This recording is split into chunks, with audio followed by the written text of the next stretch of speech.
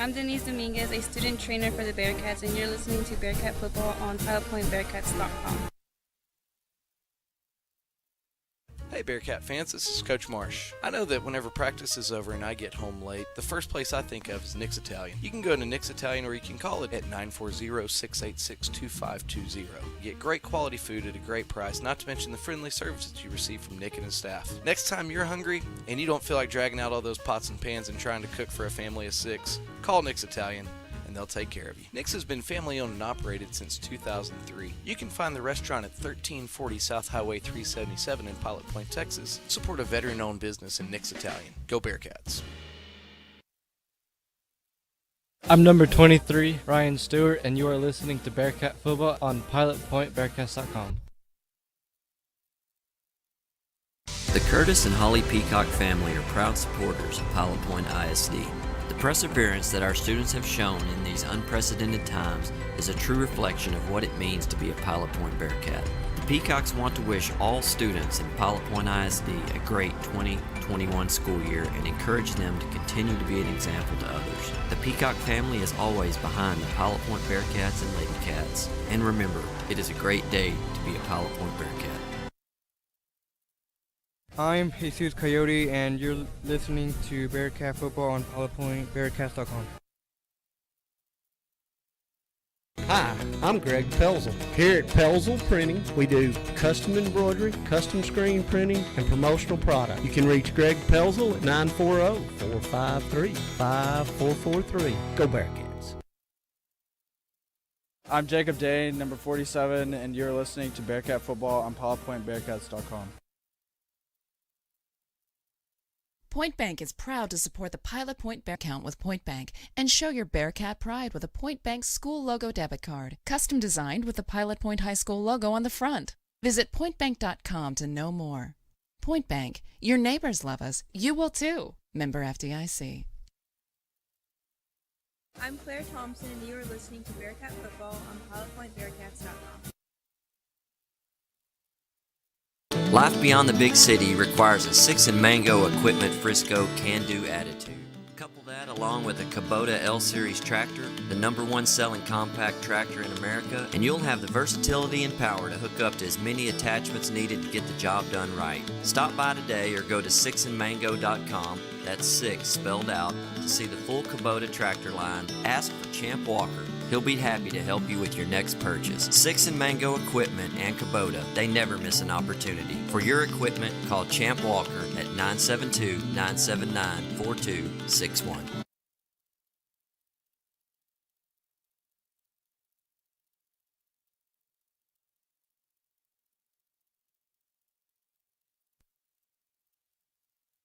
The views and opinions expressed by Ryan Menard and John Little are those of the broadcaster and do not necessarily reflect the official policy or position of Pilot Point Independent School District or PilotPointBearcats.com. Any content or comments provided by our broadcast team is their opinion and is not intended to malign any religion, ethnic group, club, organization, company, individual, anyone, or anything. This broadcast of Pilot Point football may not be retransmitted, reproduced, rebroadcast, or otherwise distributed or used in any other form without the expressed written consent of PilotPointBearcats.com. The views and opinions expressed by Ryan Menard and John Little are those of the broadcaster and do not necessarily reflect the official policy or position of Pilot Point Independent School District or PilotPointBearcats.com. Any content or comments provided by our broadcast team is their opinion and is not intended to malign any religion, ethnic group, club, organization, company, individual, anyone, or anything.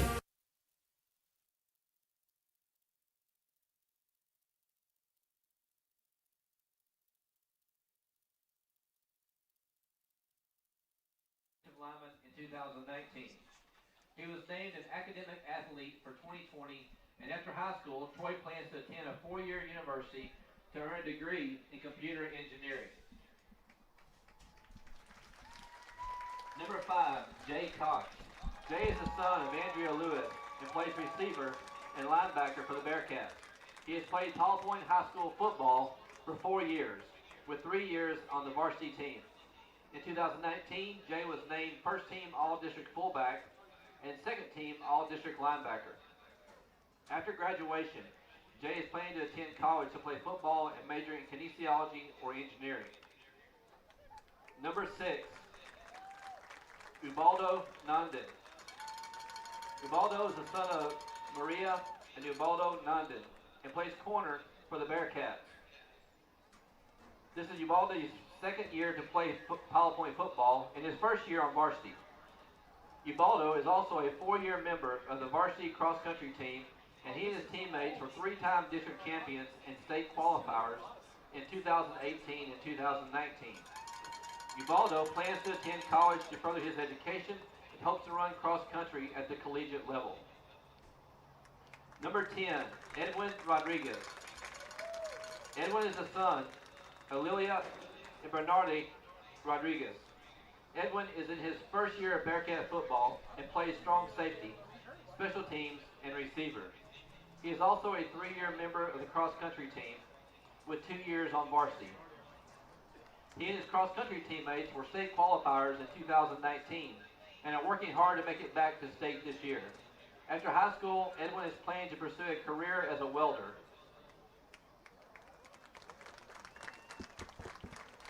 Number 11, Dorian Soroka. Dorian is the son of Annette Nira and stepdad Ramiro. He plays running back and linebacker for the Bearcats. Dorian has played Pilot Point football for 4 years and has been a member of the varsity team for 2 years.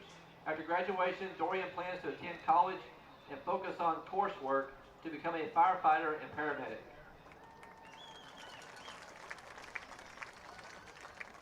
Number 12, Max Holler. Max is the son of Kim and Jeff Holler.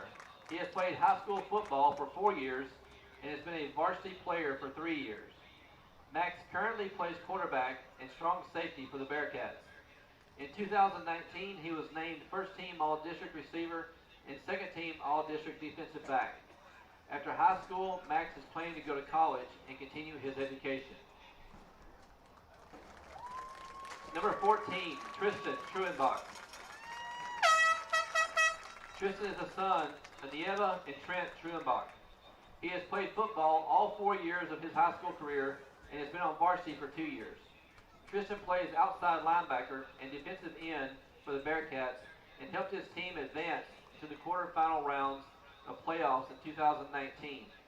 Tristan was named an academic athlete for 2020 and plans to continue his education at Oklahoma State University in Stillwater. Number 15, Avery Smith.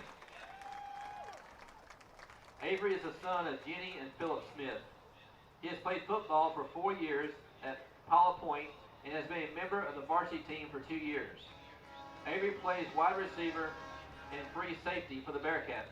After graduation, Avery plans to attend Oklahoma State University and focus on coursework to become a physical therapist.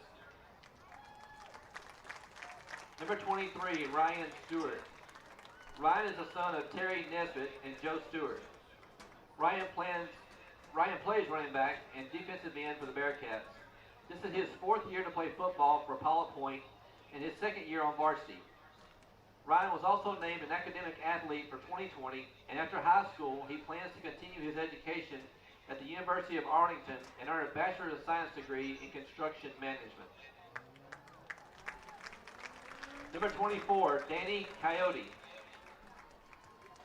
Danny is the son of Gregorio Hernandez and Ruben Coyote. This is Danny's first year to play high school football, and he is a kicker for the Bearcats. Danny plans to attend college at the University of Oklahoma in the fall. Number 47, Jacob Dane. Jacob's the son of Brandy and Kevin Dane. He has played football all 4 years of high school and has played at the varsity level for 2 years. Jacob plays running back and defensive tackle for the Bearcats. After graduation, Jacob plans to obtain the required training to become a flight paramedic.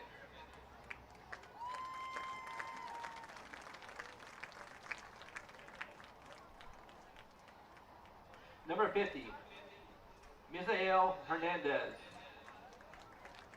Misael is the son of Sonia and Luisio Hernandez. This is Misael's first year to play high school football, and he is on the offensive line and defensive line. He is also a 3-year member of the mighty Bearcat Band. He plays trombone and qualified for the state solo and ensemble his junior year. After high school, he plans to join the workforce, possibly as a welder. Number 52, Jose Sanchez. Jose is the son of Maria and Santiago Sanchez. He plays defensive tackle for the Bearcats, and this is his first year to play football for PPHS. After graduation, Jose plans to join the workforce and would eventually like to take over his father's directional drilling company.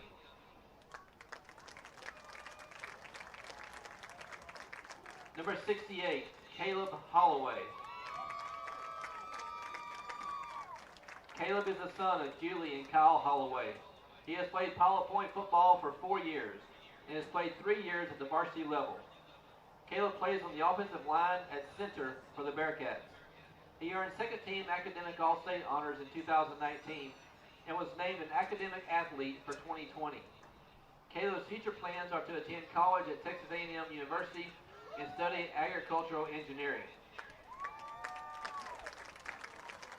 Number 72, Colin Haynes. Colin is the son of Vicki and Bob Haynes.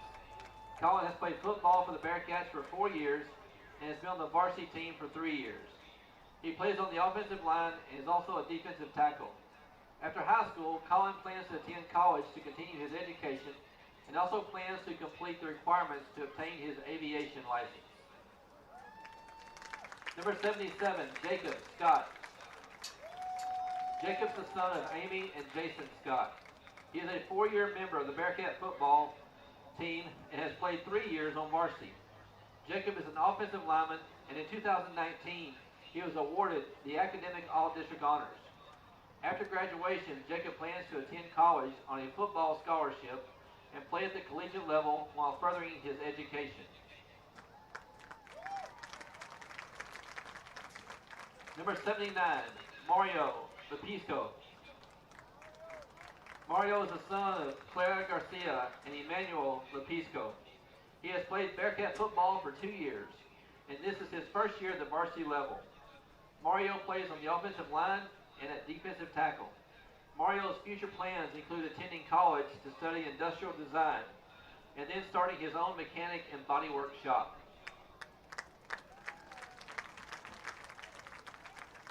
Reed Sisney. Reed is the son of Cassie and Kirk Sisney. He has served as the varsity football team manager for 3 years. He has also held the role of football filmer and played 1 year of football for the Bearcats. Reed plans on enlisting the military to serve his country for 4 years, then attending school to become a firefighter EMT.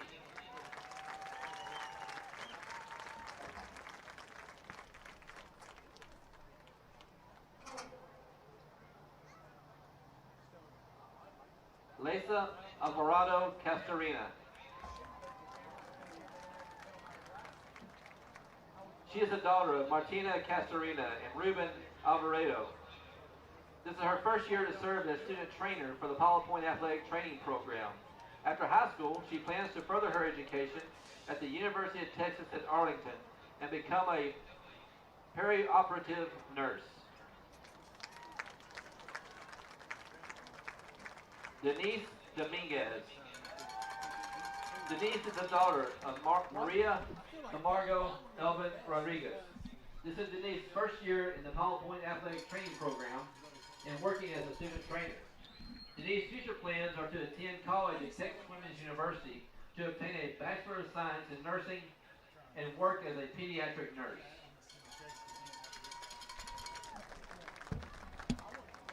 Cindy Franco. Cindy is the daughter of Gloria Torres and Jose Franco. She has worked as a student trainer for 2 years in the Pilot Point Athletic Program and was named an academic athlete for 2020. Cindy is also a 4-year member of the mighty Bearcat Band, where she plays clarinet and has qualified for state solo and ensemble. Cindy plans to attend Texas A&M University at College Station and major in biomedical sciences. Sandra Jones. Sandra is the daughter of Nakisha and Kenneth Jones. Sandra is in her second year as a student trainer for Pilot Point Athletic Training Program and was named an academic athlete for 2020. Sandra's future plans include expanding her modeling career and attending college, hopefully at Baylor, to study law and computer science.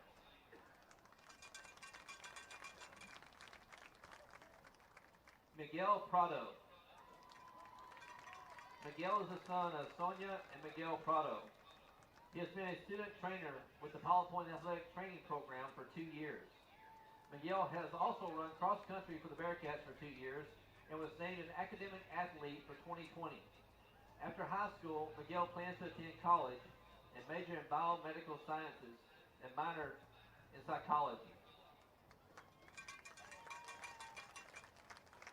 Moises Prado. Moises Chavez. Moises is the son of Maria and Fidel Chavez.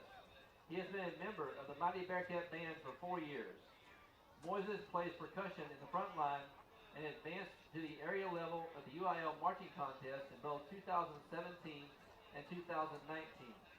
Moises' future plans are to join the workforce and probably go to college. He also wants to help out his parents and work hard.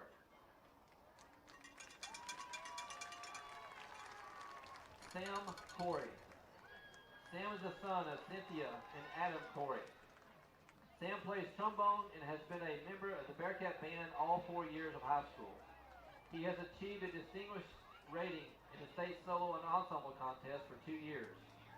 After graduation, Sam plans to attend college to continue his education.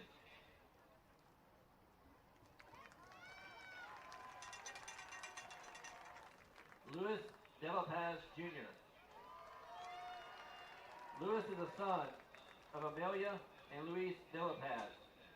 He is a 4-year member of the Mighty Bearcat Band. Luis plays trombone and advanced to the area level of the UIL marching contest in both 2017 and 2019. Luis's future plans are to enlist in the United States Army as an infantry recruit and serve his country. Skylar Moore. Skylar is the daughter of Amy McCovey and Darren Moore. She is a 4-year member of the Bearcat Band and leads the band as drum major. Skylar plays clarinet and is a 2-time state solo and ensemble qualifier, a 3-time all-area and region band member, and was a soloist for last year's marching show. After high school, Skylar plans to attend Dallas Baptist University and pursue a career in speech pathology.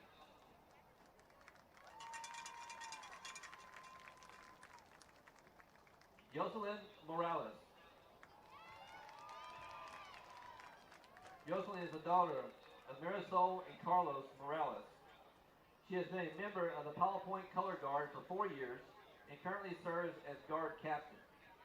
Jocelyn and her fellow Color Guard members placed first in the 2020 North Texas Color Guard Association Championship. Jocelyn plans to attend college after high school and continue her education.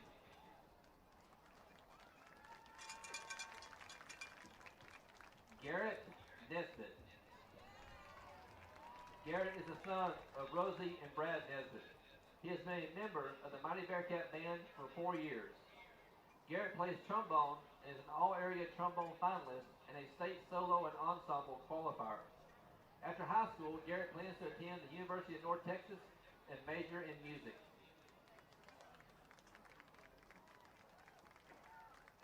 Jose Nunez. Jose is the son of Maria and Jose Nunez.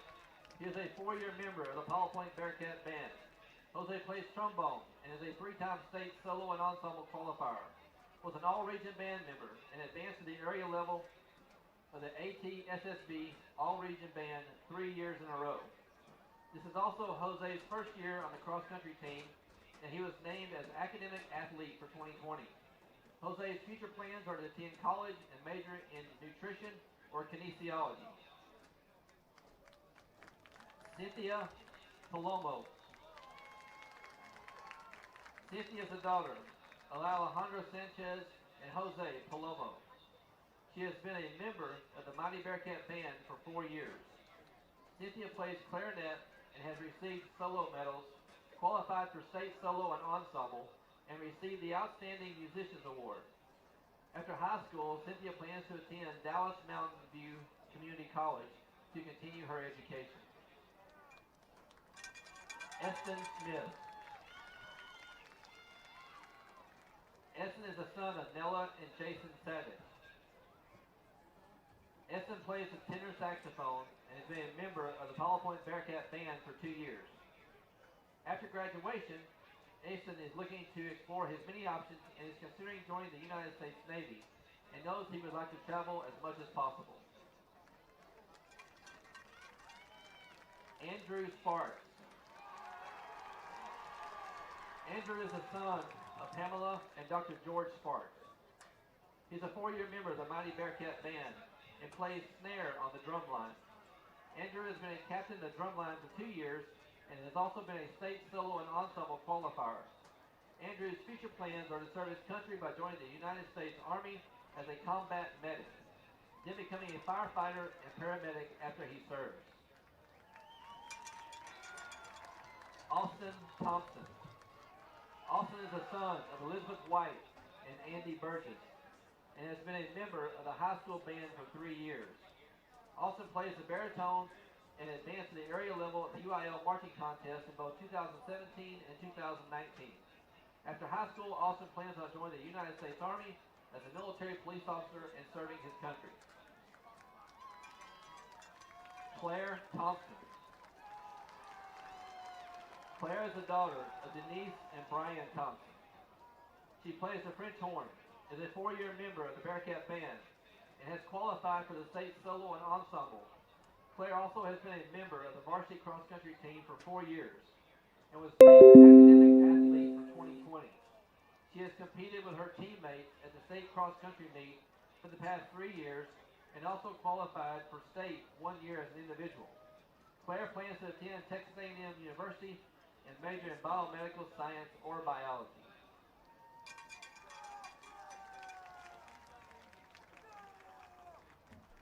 David Vincent.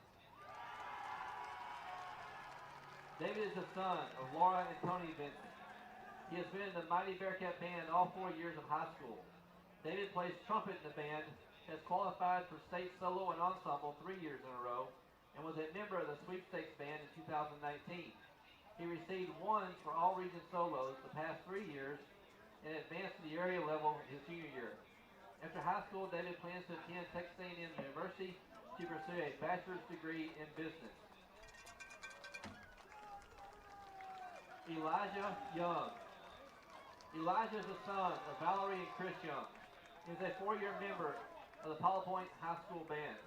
Elijah plays tuba for the band, has qualified for state solo and ensemble for the last 3 years, and made the all-region band his junior year.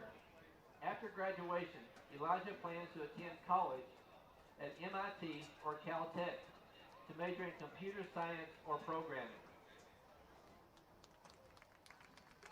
Leticia Asensio. Leticia is the daughter of Leticia and Eduardo Asensio.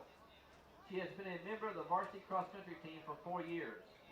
She and her teammates were district champions in 2017 and 2018 and have qualified for the state meet 3 years in a row and are working to make it back to state this year.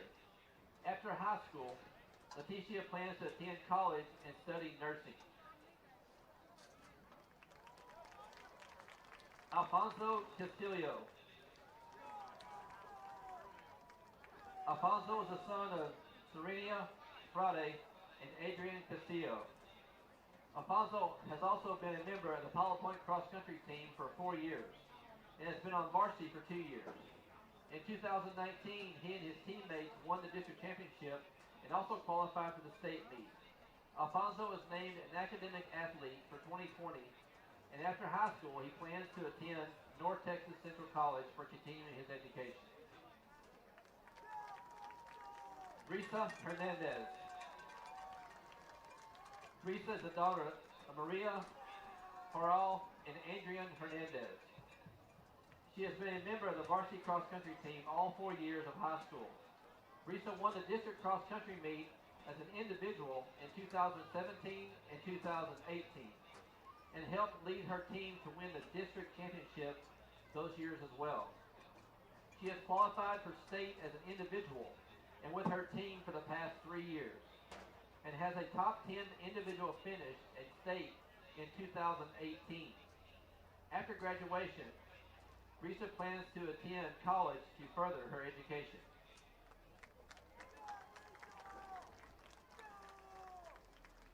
Alan Santoya Pina.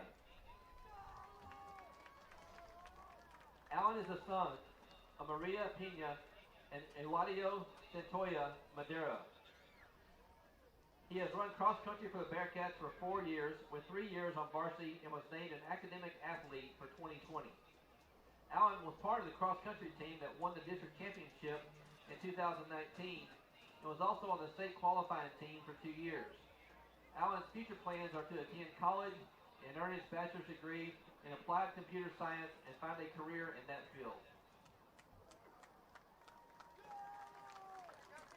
Alex Shelton. Alex is the son of Misty Allison. This is Alex's first year at Powell Point High School and his first year to run cross country for the Bearcats. But he has competed in cross country all 4 years of his high school career. After graduation, Alex plans to become a certified personal trainer and open up a sports skills camp for kids of all ages.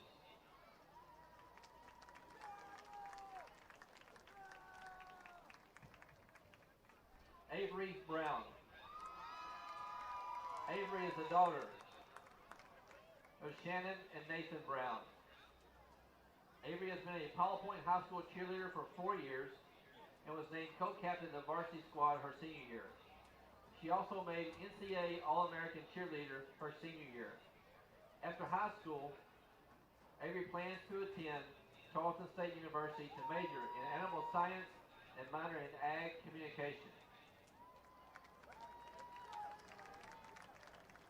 Piper Brownlee.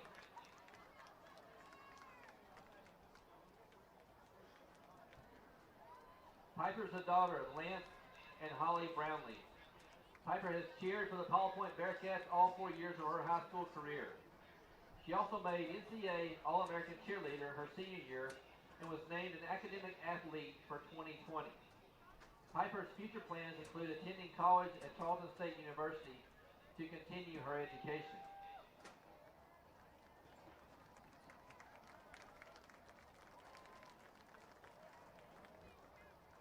Kennedy Chandler. Kennedy is the daughter of Brandy and Kobe Chandler.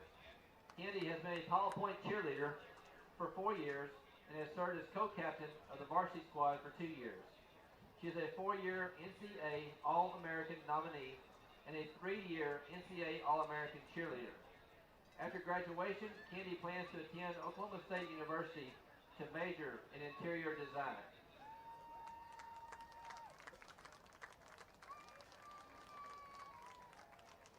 Rindy Garrett. Rindy is the daughter of Robin and Travis Garrett. Rindy has cheered for the Powell Point Bearcats all 4 years of her high school career. She is a 3-year NCAA All-American nominee and made NCAA All-American cheerleader her senior year. She is a 3-year NCAA All-American nominee and made NCAA All-American cheerleader her senior year. Rindy was also named an academic athlete for 2020. And after high school, Randy plans to attend a 4-year university majoring in fine arts and business. Sydney Kudlak. Sydney is the daughter of Jonna and Frank Kudlak. This is Sydney's first year as a Bearcat cheerleader, but she has been a high school cheerleader for 4 years. She received the All-FCC Award for 2 years and the All-Star Award 1 year. Sydney's future plans are to attend a 4-year university and major in environmental stability with a minor in marketing. Aspen McCord. Aspen is the daughter of Denise and Mike McCord. Aspen has been a Pilot Point High School cheerleader all 4 years of her high school career. She is a 4-time NCAA All-American nominee and made NCAA All-American cheerleader her senior year. Aspen was also named an academic athlete for 2020, and after high school she plans to attend Charleston State University to major in nursing and eventually work to become a certified neonatal nurse.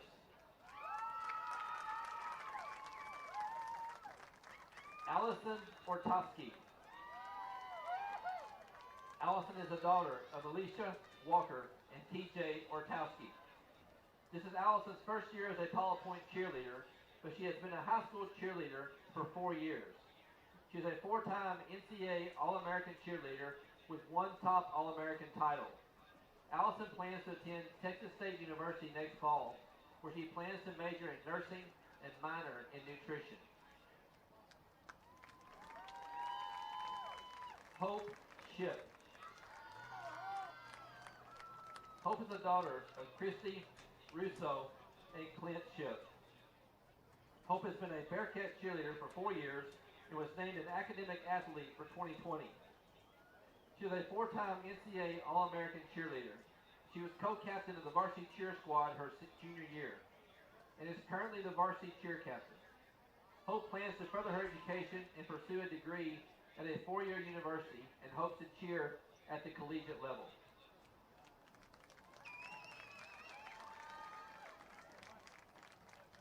Maddie Stufflebean. Maddie is the daughter of Allison McGill and Jared Stufflebean. She has been a Pilot Point High School cheerleader all 4 years of her high school career. Maddie is a 4-time NCAA All-American nominee and was also named an academic athlete for 2020. After high school, Maddie plans to attend Texas Tech University to pursue cheer and study pre-law. Abby Walker. Abby is the daughter of Dana and Champ Walker. Abby has been a cheerleader for the Pilot Point Bearcats all 4 years of her high school career. She was a 2019 NCAA All-American nominee and made NCAA All-American cheerleader in 2020. After graduation, Abby plans to attend college at Ole Miss and major in marketing. Please join me once again in recognizing all of our seniors this evening and extending our congratulations to the class of 2021.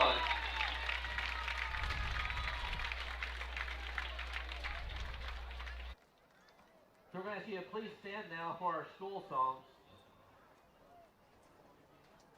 First will be Visiting Peaster, followed by the Bearcat Marching Band.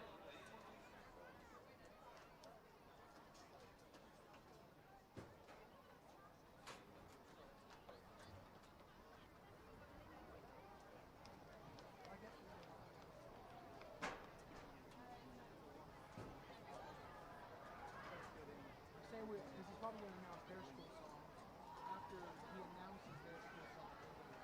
Like, they can be playing this before.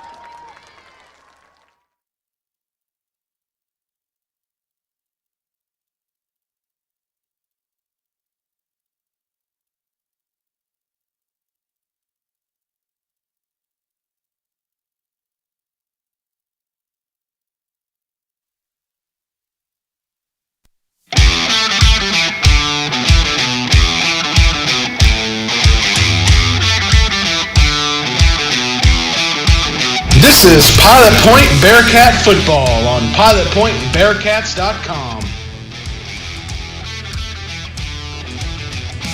So we're going to drop back and we're going to throw a screen out to Jay Cox. He's going to pick up a block. We're going to take first down. 20. He can outrun everybody. 4th and 6. Yes, big sir. play. 36 yards to Jay Cox on the screen pass. Oh, he's not throwing a deep ball. He has every step. Ball's a punting touchdown. Now to the booth with Ryan Menard and John Little. And we are live. Good evening, Bearcat fans. This is Pilot Point Bearcat Football on pilotpointbearcats.com. You're listening to what's going to be a bit of an abbreviated custom roofing and construction pregame show. Tonight, the Pilot Point Bearcats open up district play against the Peaster Greyhounds here at the timeless Massey Stadium. A few times throughout the season, I've mentioned breaking up the season into 3 parts. Well, tonight we start the second part of the season with a kickoff to district play. I'm Ryan Menard, and joining me once again is the Minister of 90s Bearcat Football, John Little. And we're going to get some assists from old Terry Slay on the PA tonight. Welcome, John. After a 2-1 start and a hard-fought loss against the very talented Gunner Tiger team, what should we be looking forward to today from the Pilot Point Bearcats against a 3-0 Peaster team? Yeah, Ryan, I mean, as far as what I expect from the Bearcats tonight is I expect them to take their game to the next level. I mean, we learned a lot about ourselves, I think, in the first 3 games, particularly in that loss to stingy Gunner Tiger team last Friday. Senior night out here, so I'm expecting these seniors to come out and play with some passion, led by Max Holler, Jay Cox, and Avery Smith.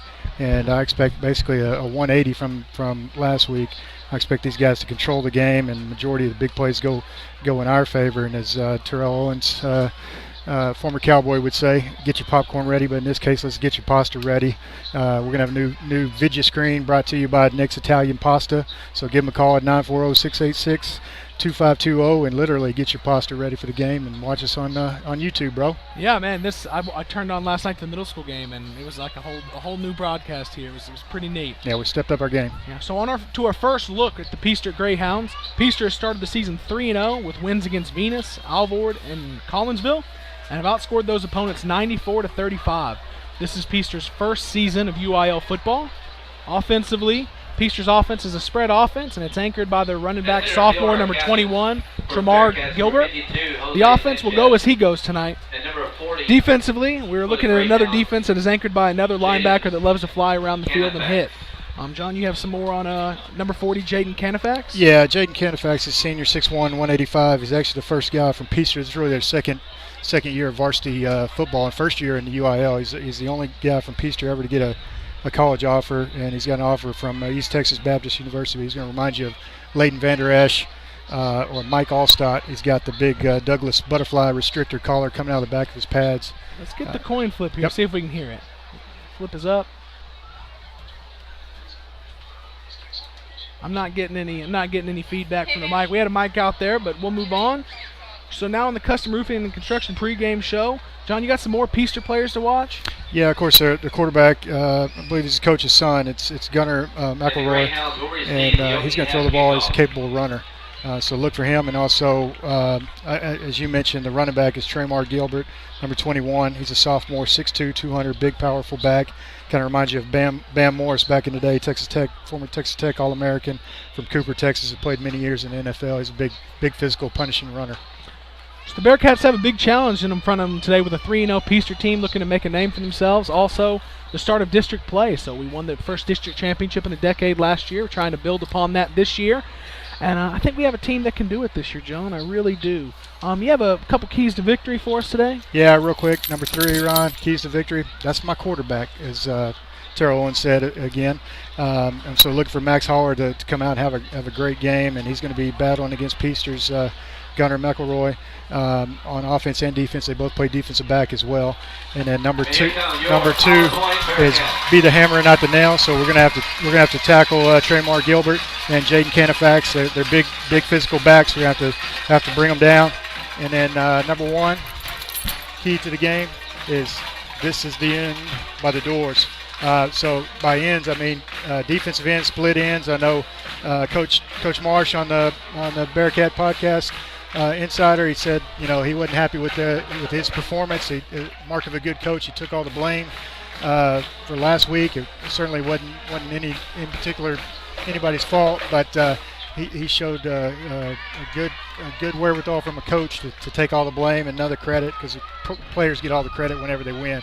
So looking for these defensive ends, in particular Aiden and Jay Cox. I think Jay Cox really has a night tonight, and I look for him to go for multiple touchdowns and calling him player of the game. We'll see.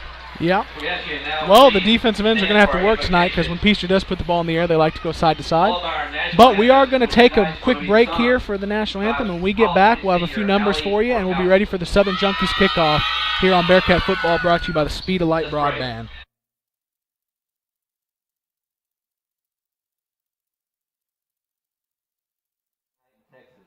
Lord, keep our guys safe. Keep Peaster Greyhounds safe tonight, dear Father. Give them traveling mercies going back home. Thank you for protecting us and loving us. It's in your name we pray. Amen.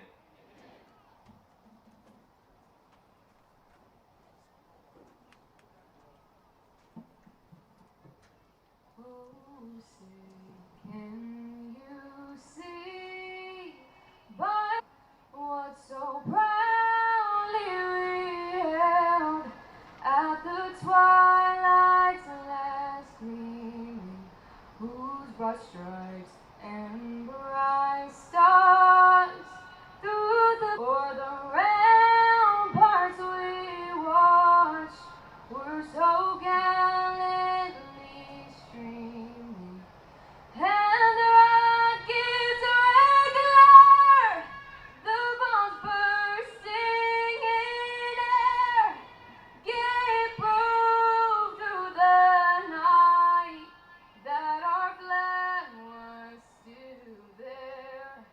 Oh, say does that star-spangled banner yet wave for the land of the free and the home of the brave.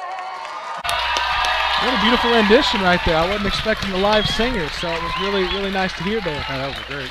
Well, the national anthem has ended, and the teams are getting ready to take their field, but I have a few numbers tonight. So it's 80 degrees here at kickoff, and it is crystal clear. It is beautiful weather.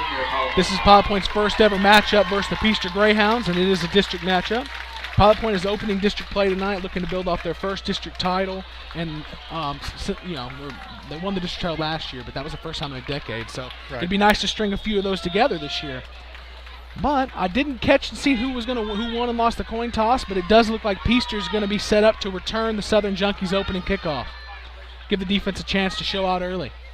Yeah, this is Peaster's first season in UIL.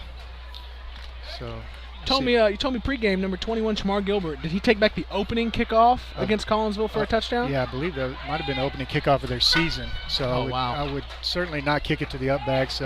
Jaden Canifax looks to be the other upback on the far side. So if I had my druthers, I'd kick this one deep. Yeah, as you can probably see on the camera, Peaster's got 5 in the front line. About 20 yards behind that, they've got 3 more, and then another 20 yards behind that, they've got 3 more. So this is a bit of an interesting kickoff return formation. As always for the Bearcats, number 22, Hole Ganser's got it teed up to kick. And Max Holler's going to give his teammates a signal when we're ready to roll. So here comes the Southern Junkie kickoff. Bearcat band is pumping some energy, and I'm ready to kick off this season's district play.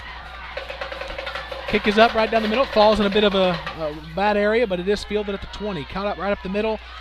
Bearcat coverage team there doesn't get to him immediately, but eventually they're going to gang up and bring him down at the 40-yard line. So it looks like Peaster's going to get the ball 1st and 10 right around their own 40-yard line. So we're going to get to see quarterback number 10, Gunnar McElroy for the Peaster Greyhounds. And his main running back is number 40, Jaden Canifax.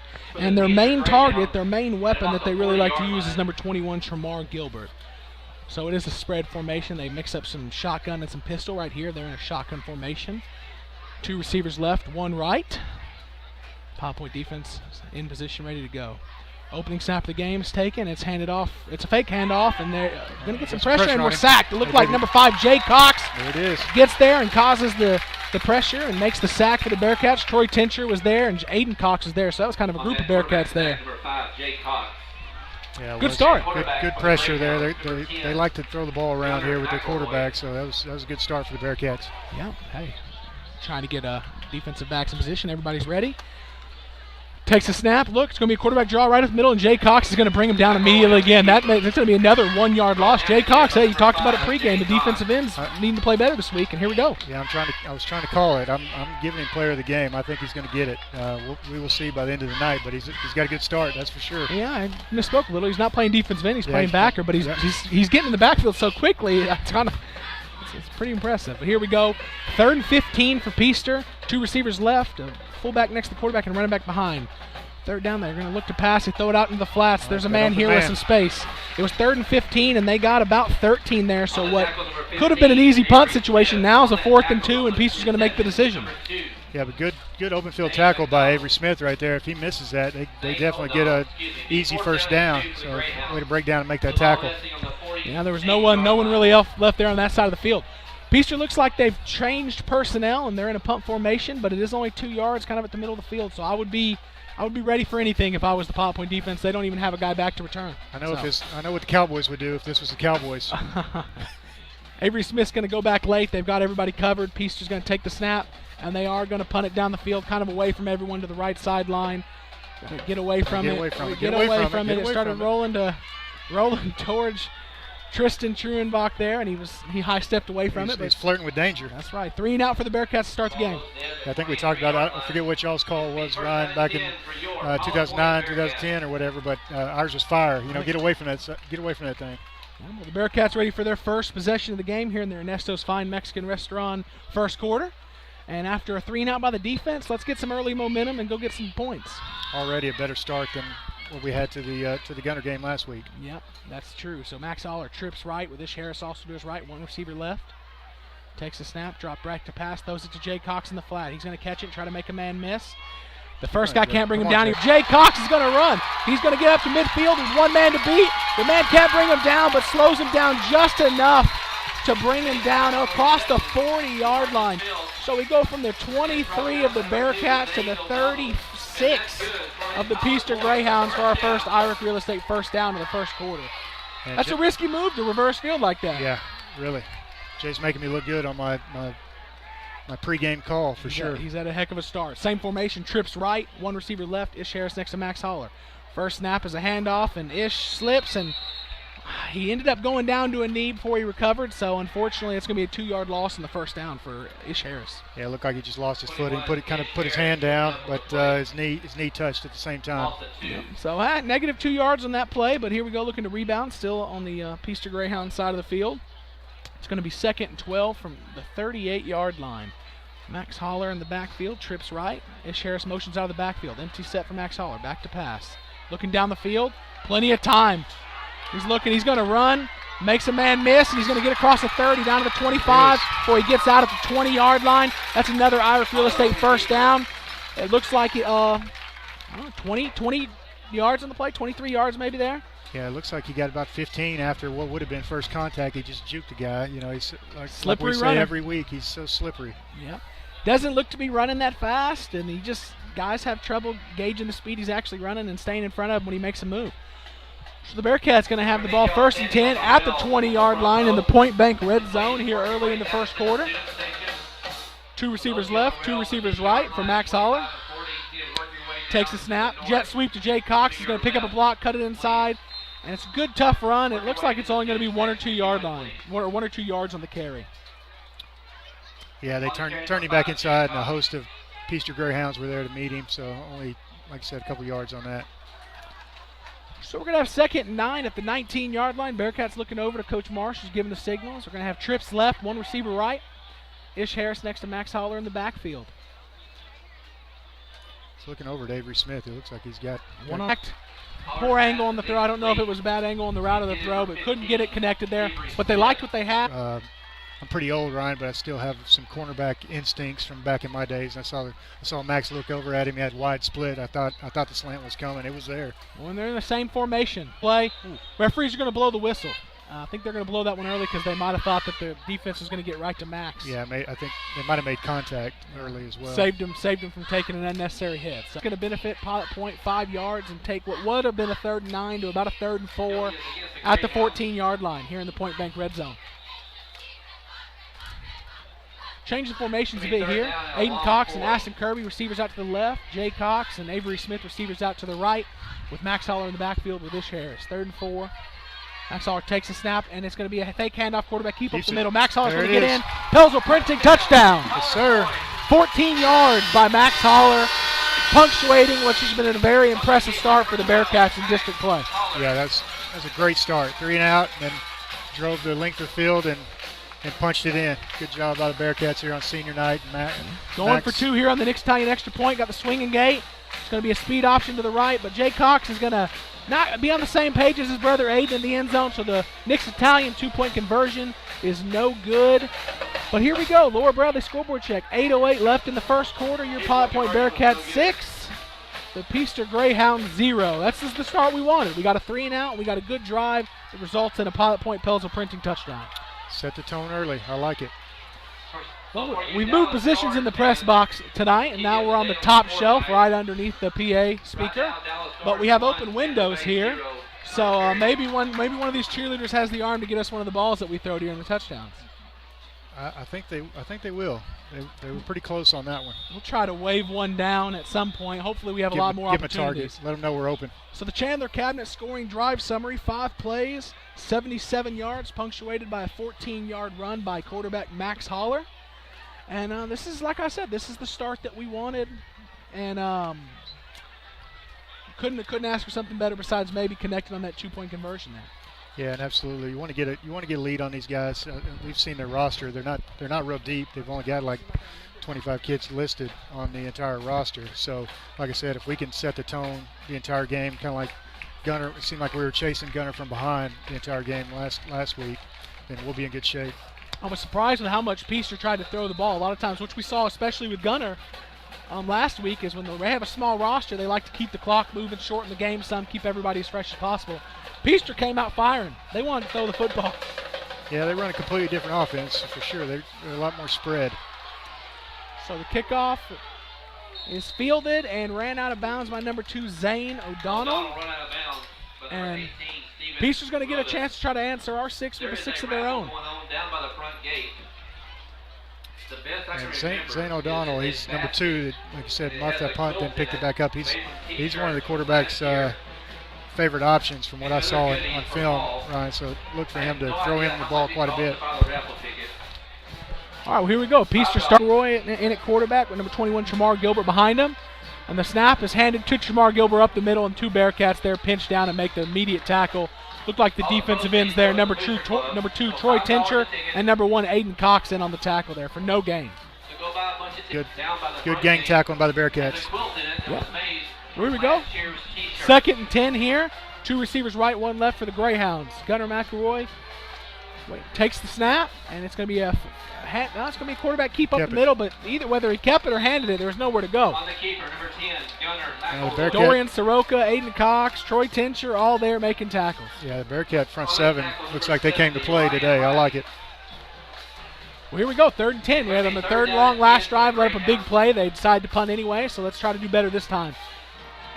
Peaster's going to line up with 2 running backs, 2 receivers right. Takes a snap, and it's going to be a fake handoff. Roll out right. Aiden Cox is going to bring down Gunnar McElroy for a huge loss on the sack, back all the way to the 15-yard line. That's negative 15 yards. Oh, they're going to give him forward progress for 19. Still 11-yard loss there. Aiden or Jay on the quarterback. It's really disrupted their passing game so Both far. the brothers with a sack so far, and this Peaster's lining up to punt, and this one's a little less tricky than last time. We're pretty sure Smith, number 15, back for the Bearcats to return.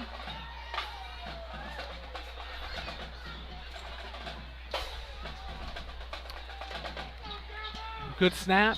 Punter fields it, and he punts it. He gets it off. Low line drive. Avery Smith's going to watch it bounce, and it's going to take a bounce out of bounds. It looks like it's going to bounce out of bounds at the Pilot Point 40, and we're going to take a quick moment and listen to a word from our sponsors.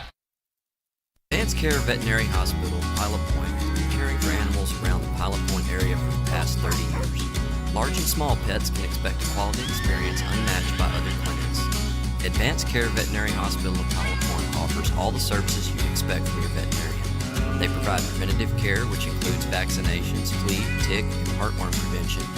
They also provide sick animal care, surgical, and dental needs with their full-service lineup. Good luck to the Bearcats this season from Advanced Care Veterinary Hospital in Pilot Point, where pets are family. And we're back here on the broadcast in the Ernesto's Fine Mexican Restaurant first quarter.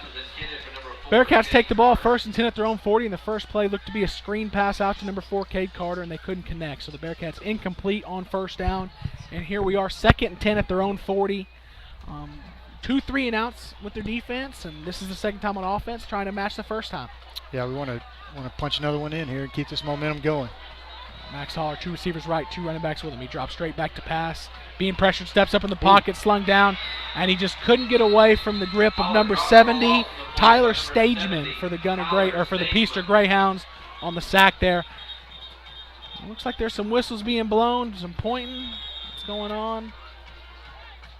The clock is stopped. Trying to see exactly what's going on. I didn't see a penalty flag, but referees have blown the whistle dead, and everybody's looking around like there's going to be a call of some sort. Max Holler didn't really seem to be too fazed by the pressure, thought he was going to be able to step up and step through it, and number 70, Stageman for Peaster, just wouldn't let him through it. Yeah, he just grabbed him by the shoulder pads and wouldn't let go. Max thought he was going to get out of it like he normally does. So there was a penalty on the Bearcats. I'm pretty well versed in my penalty signals. I don't know what that one was. I don't know. But it was declined anyways because of a really long sack. So it's going to be about 3rd and 19 for the Bearcats here at their own 20 or 31-yard line. Be nice to get a chunk back on this. Right. Max Holler has trips right. Ish Harris also to his right. Get away, and ultimately sacked again. Couldn't get away from number 21, Tremar Gilbert, outside linebacker coming from Holler's blind side. Yeah, it was a nice play by Tremar Gilbert. Good pursuit from the backside all the way to bring Max down. It looked like Holler felt the pressure, was trying to run away, but it looked like Gilbert was just a little bit quicker than he was. Yeah, he was. Hey, protected the ball, didn't fumble, so we're going to live to fight another day and get this one punted away. But that's not the drive we wanted to see after a 2nd and 3 and out. No, he wanted to extend the lead, but it doesn't look like it's going to happen. So Aiden Cox, the punter, so he's back. Good snap. It's fielded well, and it's punted right down the middle. This is a good punt. McDonald back to catch it. He catches it at the 35, and he runs right up the middle, and he's going to have some room. Bounces to the outside across the 50 before he's pushed out of bounds. And I don't think we actually made contact. They're throwing what's going to be a late hit on Pilot Point. I think 2 Bearcats hit each other and didn't actually hit the runner. But it doesn't matter what I saw. It looks like they're going to mark 15 yards after the return. Here's some scores for you. Yeah, it looks like Boyd 7, certainly calling it on the Bearcats. Toes offers the freshest and most authentic flavors that you can only find in the best Mexican cuisine. Dine in, or if you prefer curbside service, call Uncle Beto's at 940-686-0143 and order your food to go. Be sure to make Uncle Beto's a part of your game night routine, either before the game or up until 10 p.m. on game night. Uncle Beto's is ready to serve all you hungry football fans. Uncle Beto's is a family-owned and operated business proudly supporting the Pilot Point Bearcats. And back to action here. 4:56 left in the first quarter. Pilot Point 6, Peaster nothing, but Peaster has great field position. Looking to throw a slant route on the right side. Ashton Kirby, there it is. Yeah, all year he's been up. in excellent coverage and not been able to defend the passes. That one, he finally gets one knocked down. Yeah. That was good coverage. Yeah, it was just great coverage. That's where he's been most plays this year, just haven't been able to bat it down. But the slant's a little easier than the go route, huh? 2nd and 10 for the Greyhounds. Gunnar McElroy back to pass, looking left, throws a deep down the sideline. Ish Harris, I don't think he was really looking where his man was at. Man had some space, but it wasn't quite a good enough throw, so it's going to be 3rd and 10. Yeah, we were fortunate there. Number 11, Hank Morris, sophomore wide receiver, wasn't really committed. If he'd have dove and tried to make the catch there, he had an opportunity. Well, I'm not the only one that didn't think Ish had a whole lot of effort on that. His mom is very vocal down here in the stands. She didn't think the effort was up to her standard either. I love seeing that. 3rd and 10 for the Greyhounds here. Mama ain't right, happy, nobody's left. happy. That's right. Gunnar McElroy takes a snap, hands it off. Left going to the left side. There's some room, wiggling around. That was number 3 on the carry, Cole Tierce, and he's not going to get enough for the first down, but it is going to be 4th and 3 for the Greyhounds, and this is definitely an area where they're going to go for it. Yeah, they don't have the greatest kicking game in the world from what I saw on film, Ryan. Style offense, but hopefully the same result. It's 4th and 2, going with the hard count, trying to get us to jump. Nobody jumped. 2 receivers right, 2 left. Peaster's looking to convert a first down. Oh, man, slant route. Nice Big hit by number 12, Max Holler. Lodges the ball loose from a receiver who had the catcher a first down, and that is going to be a Twin City turnover on downs for the Bearcats. So looked like he was open, right? He was wide open. Max kind of peeled off his coverage and hit him on the shoulder perfectly to dislodge that ball. That might have been the problem for the receiver, though. He might have thought there's nobody around, I'm wide open. And Max Holler comes in and lays the hammer on it. Being the hammer, not the nail there. That's what it's all about. So, hey, that's another 3 and out, basically. They four attempts to get the first down, couldn't do it. The Bearcats yet to allow a first down here in the first quarter. I think we're going to put together a drive right here, Ryan. Going under center, Jay Cox is the fullback. Ish Harris is the running back. Snap, dive right to Ish Harris and makes, can't get away. Number 70, Tyler Stageman for the Greyhounds. He's a really small defensive lineman, but that's two guys are hard to tackle that he's got his hands on so far, and they couldn't get away from him. Yeah, he looked like he got in the backfield untouched, basically, and made a nice tackle around the shoulder pads. Kind of arm tackle, grabbed Ish's jersey, but there was what didn't let go. He hangs on for dear life. 1 yard loss on the carry for Ish Harris. So here we go, 2nd and 11 from their own 22-yard line. We got Jay Cox and Ish Harris in the backfield with Max Holler, 2 receivers right, 1 left. Snap, quarterback keep. Max Holler's going to try to bounce it, and there's nowhere to go. And all that he said, he gets up to the late fumble. I think he was down though. He gets all the way back to the original line of scrimmage. I think that's a bug there. I think he was looking for the big play. He had a lane. It wasn't a big lane. Might have got 2 or 3. Instead, tries to bounce it outside and ultimately had to fight to get back to the line of scrimmage. Yeah. Do you think he should have kept that to begin with? Ish Harris was tackled by number 70 Stageman, yeah. and that was part of the reason Max couldn't get around as Ish was being tackled. So here we go, 3rd and 11 here. 3 minutes and counting in the Ernesto's Fine Mexican Food Restaurant first quarter. Once again, 2 backs with Max Holler, 1 receiver right, 2 receivers left. Max Holler takes a snap, roll out left. Looking down the field to pass, has time, delivers a ball, nice. And that's going to be caught just past the sticks by number 1, Aiden Cox. And well, I don't think they're going to give him forward progress. I thought he caught the ball past the sticks, but they're actually marking him down 1 yard shy of the Irish Real Estate first down. And where's our spotter from that Gunner game? That would have been a first down. Well, or it would have been 4 yards to go instead of 1. You never know. High Point looks like they're going for it. Under center, quarterback sneak from Max Holler. Not much movement, but he gets just enough. Well, looks from up here he got just enough. We'll see where it's marked. The line judge on the Pot Point sideline looks like he's going to have enough. First down. Yep, I gave it to him. It's going to be an Irish Real Estate first down for the Bearcats, and we're rolling. So here we go. That ball's going to be placed at the 33-yard line of the Bearcats. Getting their calls, 2 minutes and 8 and counting here in the Ernesto's first quarter. Yeah, it looks like Max's second effort really got us that first down. Yeah, not much movement right actually between the guards, but he was able to bounce it more towards the right and find the yards he needed. Ish Harris to Max Holler's left, 1 receiver right, 2 receivers left. Max Holler takes a snap, hands off, keeps it up the middle, and he's going to have some space. Some room. Breaks a tackle, and it carries a man across into Peaster Greyhound territory. Big run from the 33 to the 42.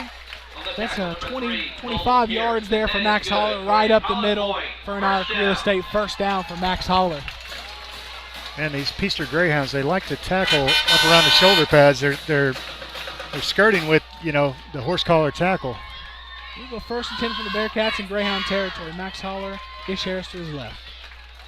Holler takes a snap, hands off to Ish Harris. Ish Harris immediately sidesteps a tackle. But there's a couple other Greyhounds there after he gets back to the line of scrimmage. He's going to get +1 just because he's a tough runner, but wasn't a whole lot of room there. There was nothing there. Peaster, Tremar Gilbert on the tackle. Let's remind everybody you're listening to Bearcat Football, brought to you by Speed-A-Light Broadband. Hooked us up with Wi-Fi here in the booth at Massey Stadium to allow us to bring you this broadcast. Under a minute to go in the Ernesto's first quarter, and Pilot Point looks like we're going to try to get one more play in before the quarter ends. We have to run at least one more play. I don't know how much play we're going to try clock's to down push to it. 10. Max Holler, 2nd and 9. Takes a snap, roll out left. It's a run all the way. Cuts up the middle. Oh, he's and gone. Max Holler's going to take that to the house. 42-yard Max Holler touchdown right up the middle. They started out towards the left side, and he just cuts it up, seam right between the hash marks all the way for a Pelzel Printing touchdown. Yeah, good run by Max. Second or third long run of the day for him. He's got to appreciate this versus it was that stingy gunner defense up the middle. He's finding some holes. Swinging gate here. We are going to attempt 2 on the Nick's Italian extra point. Snap to Max Holler, rolls out right. Speed option pitch to Jay Cox. Jay Cox is going to fake the throw. He's ultimately going to throw it to the Greyhounds in the end zone, but it does, incomplete. Yeah, incomplete. Is no good. Nick's Italian 2-point attempt is no good there. We're going to go to a quick commercial break from our sponsors.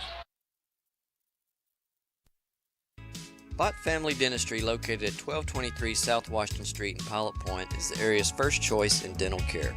Dr. Bott offers a full range of dental services for the entire family. His state-of-the-art office, equipped with the most current dental technology, including digital radiographs, digital records, and intraoral camera utilization, allows him to provide the best treatment options available today. Call 940-686-2535 to schedule your appointment. That is Bott Family Dentistry, Pilot Point's first choice in dental care. And we're back here in their Ernesto's first quarter. 37 seconds left in the quarter. Going to bring you the Chandler Cabinet scoring drive. If I remember right, this is our second 77-yard touchdown drive of the day. This one was done in 7 plays, punctuated by a 42-yard touchdown run by Max Holler for the Pelzel Printing touchdown. The first touchdown drive, we took 2 minutes off the clock. That one was a little bit more on what this offense seems to call ball control. 3.5-minute drive there for the touchdown. Yeah, let's give some credit to some of these senior offensive linemen. Number 68, Caleb Holloway. Number 72, Colin Haynes.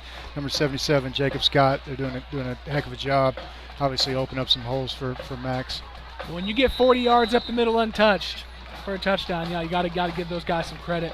Joel Ganser teed up for the Southern Junkies kickoff here for the Bearcats. And he approaches, and he's going to kick it. It's going to be a pooch, and it's going to be fair caught by Gilbert. Gilbert, that should be a penalty. He definitely made the signal and then immediately caught it and started trying to run.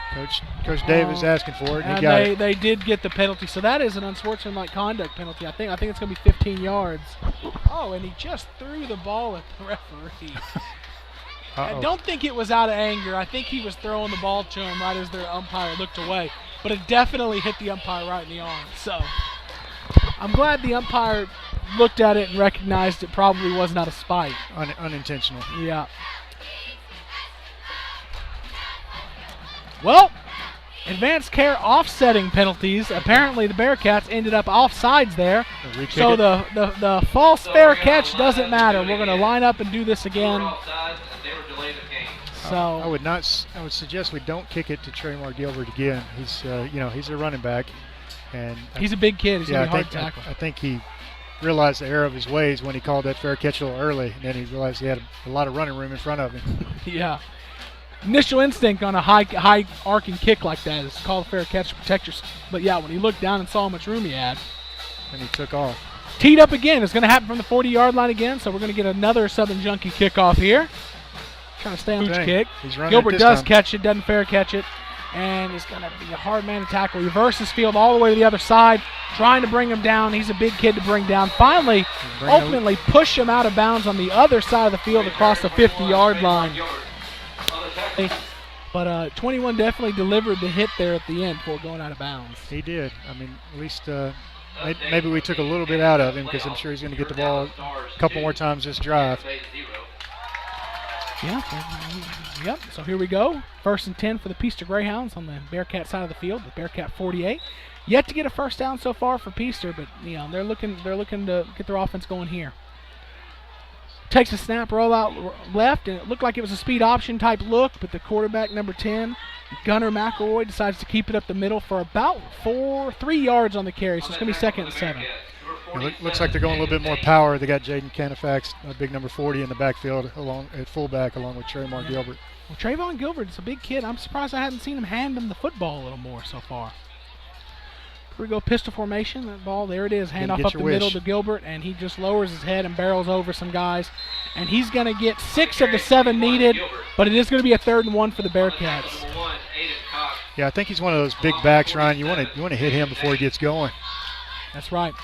That's going to be the end of the Ernesto's Fine Mexican Restaurant first quarter, and we're going to take a break and hear from our sponsors. Action ethically and responsibly. You can find IRIC Real Estate at pilotpoint.com or feel free to call me directly at 940-300-6900. IRIC Real Estate, serving the area since 1952.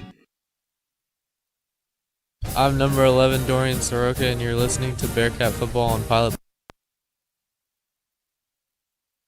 Located in Pilot Point, Texas, the Chandler family has been making custom cabinets for over 40 years. As a team, Chandler Cabinets is committed to designing and building the perfect cabinets for you. They will make the process comfortable and stress-free by personally guaranteeing a superior product built on the standard of superior craftsmanship and immaculate customer satisfaction. From concept to completion, perfect form and function. Chandler Cabinets is an award-winning company with a reputation for consistent innovation at the highest level of design. You can find more information on Chandler Cabinets at chandlercabinets.net or on their Facebook page, Chandler Cabinets. Chandler Cabinets, 40 years of excellence.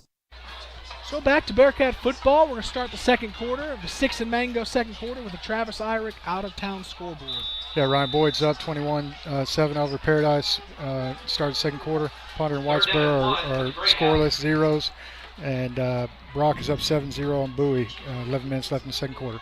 So on the 3rd and 1, they do hand the ball right up the middle to Chamar Gilbert, who's didn't have a whole lot of room, but it looks like he's going to get just enough for the first down by maybe a half yard. So the 6 and Mango starts with a 1-yard carry by Chamar Gilbert for a Greyhound first down. It's their first down of the game. And they're at the Pilot Point Bearcat 38-yard line here with their first down. Getting Gilbert more involved in the offense. Yeah, now they're going deep. deep. I say that, going deep. Aston Kirby, and coverage goes up. Oh, man. They can't catch a break. I didn't feel like from up here, so that looks like it's going to be an Advanced Care Vet Hospital penalty on Aston Kirby. He just can't get a break this year. He's done such a good job, always in good position.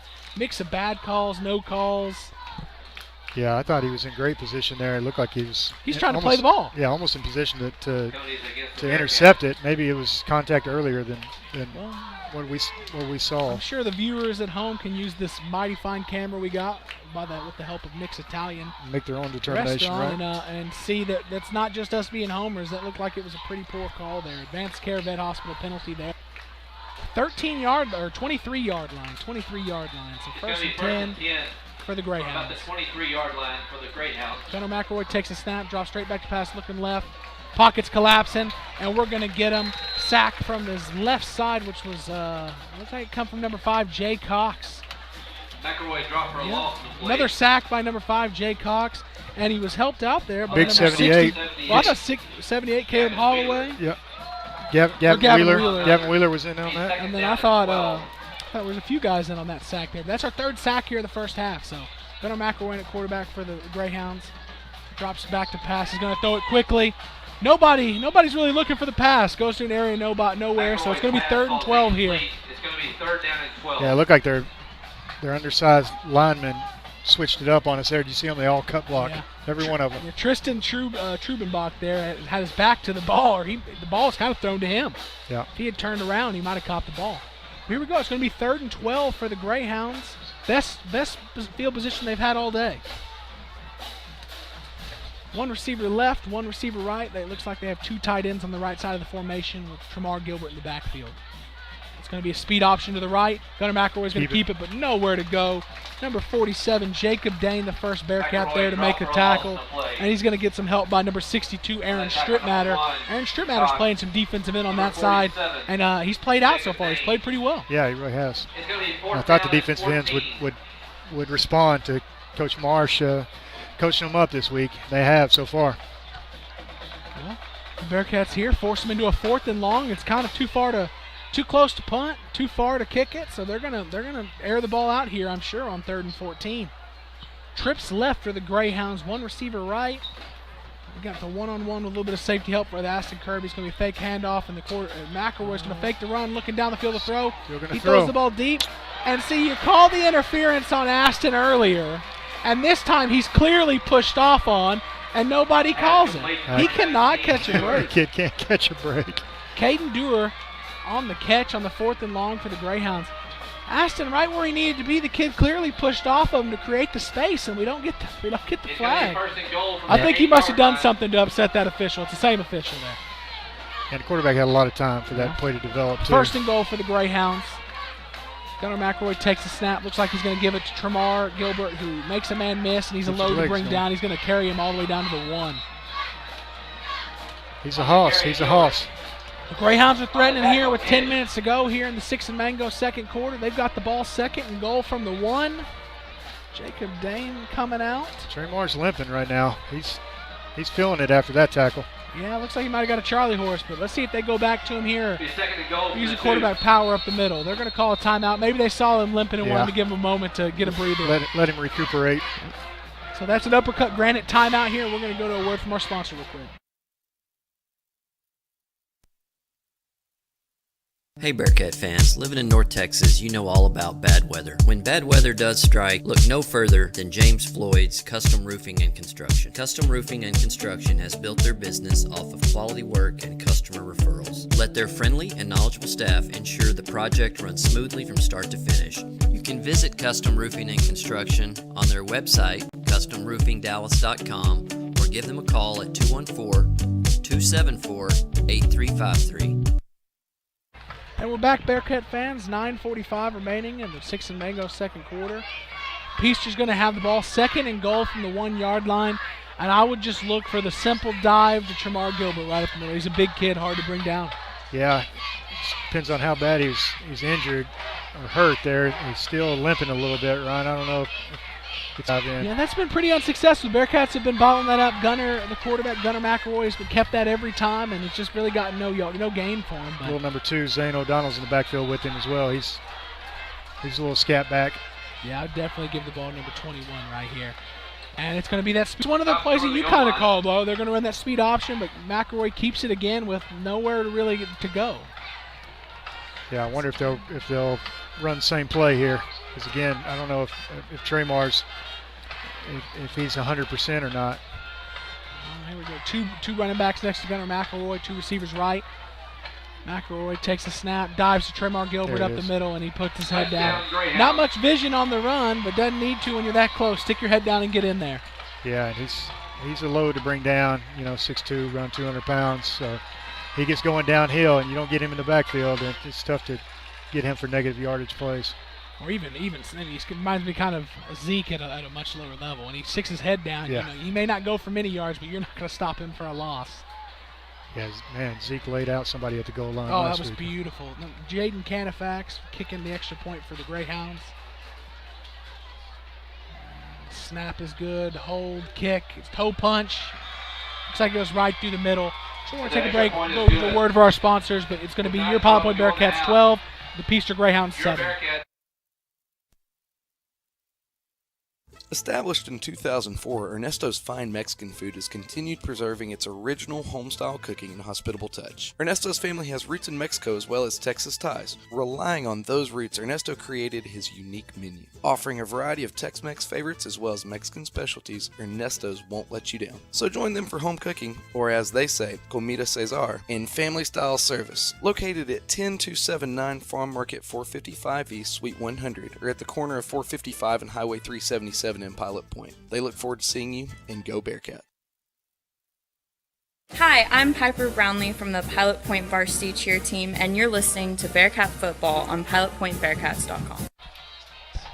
Bearcat Football brought to you by Speed of Light Broadband with the Chandler Cabinet scoring drive summary.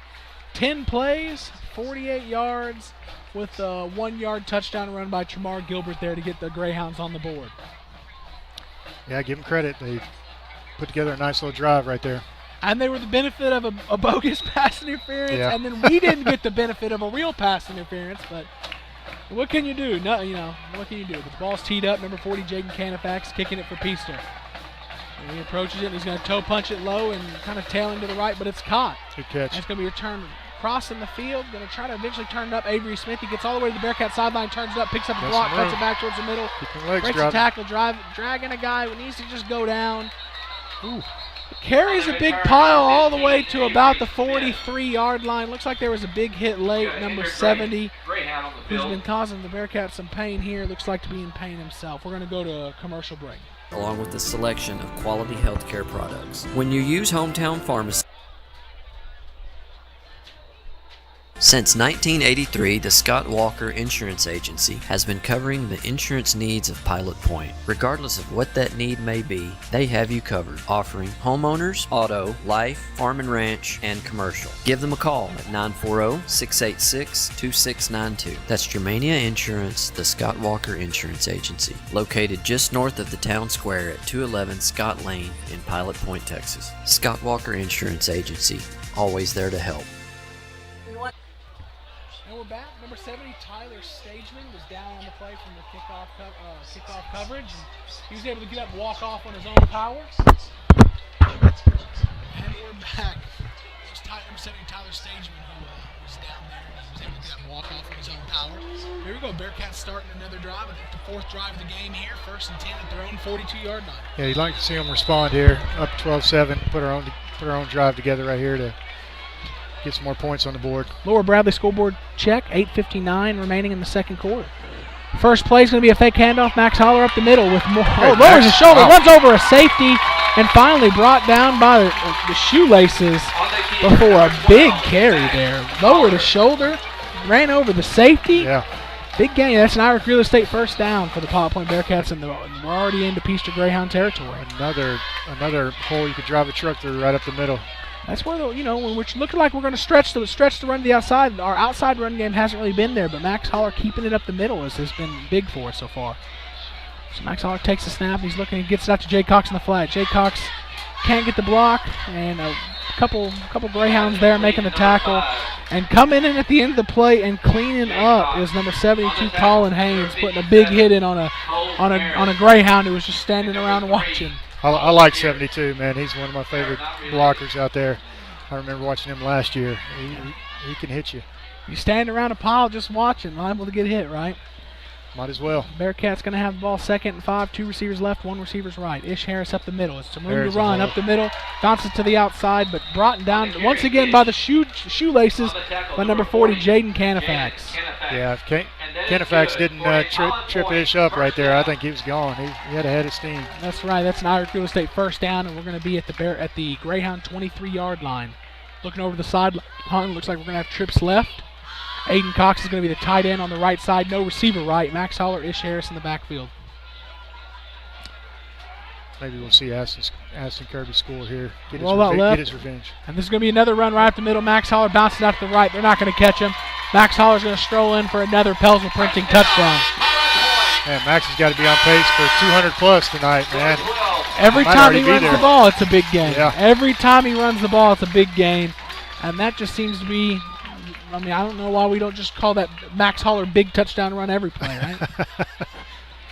So we're 0 for 2 so far on the swinging gate, but Nick's Italian 2-point conversion going here. Max Holler and Jay Cox waiting for the snap. Take the snap, roll out right, and it's going to be thrown. And this time we're going to convert Jay Cox to number 1, Aiden Cox. And the Nick's Italian 2-point conversion is good, and we're going to go to a quick break.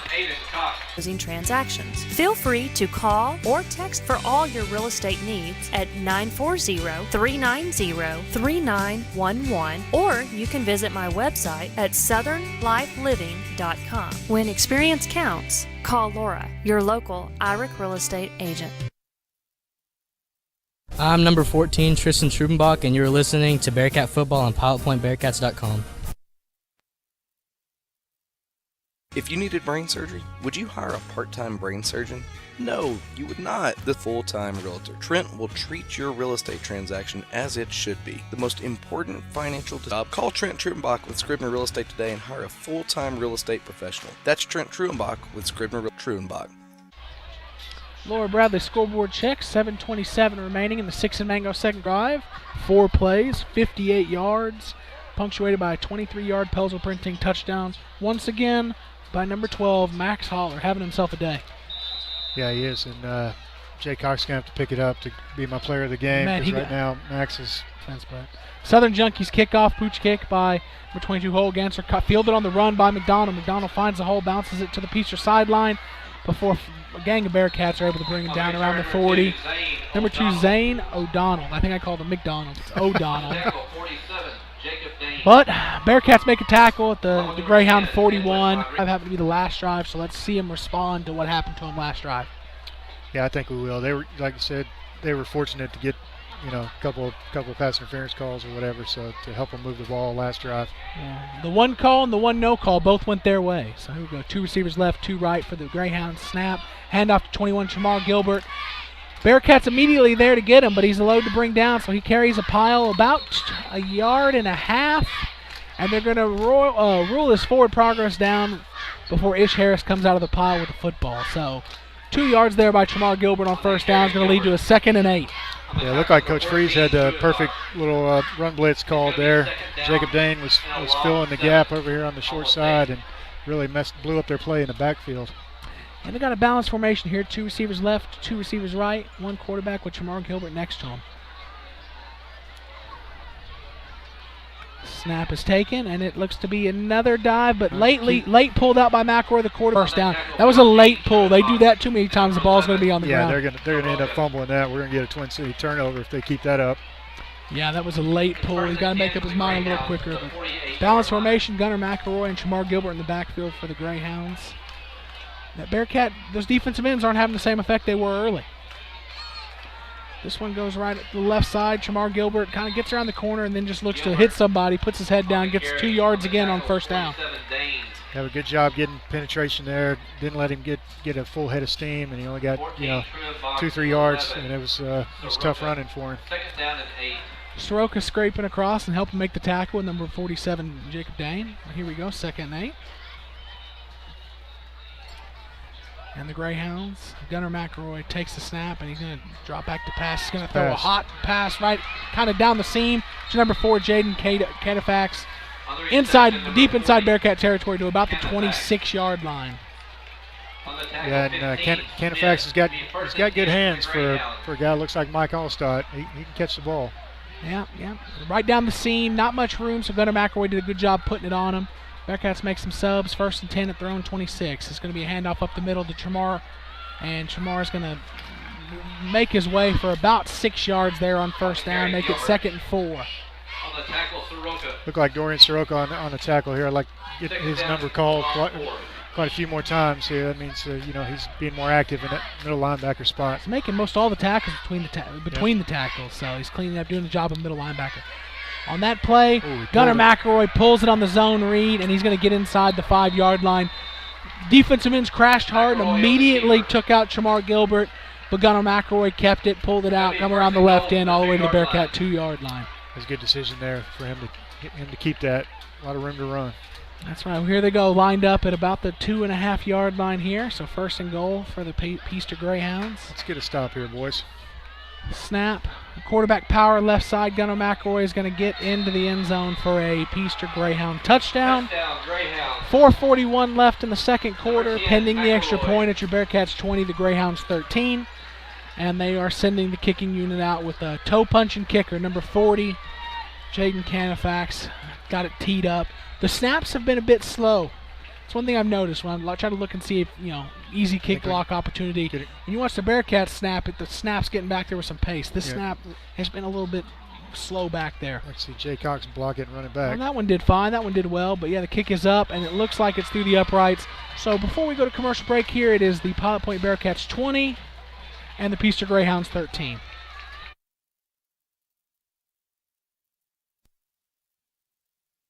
Russell Pelzel with Hometown Pharmacy has built a reputation on providing only excellent service and support to the Pilot Point community. You can depend on Hometown Pharmacy to deliver the best customer service along with a selection of quality healthcare products. When you use Hometown Pharmacy, you will work with a knowledgeable and understanding staff who will help you find the right products and solutions tailored to fit your lifestyle, as well as equipment that will integrate into your daily life. Contact Hometown Pharmacy at 940-686-0123. I'm number 10, Edwin Rodriguez, and you are listening to Bearcats Football on PilotPointBearcats.com. Back to the 6 and Mango second quarter. The Chandler Cabinet scoring drive, 7 plays, 49 yards in just over 2 minutes.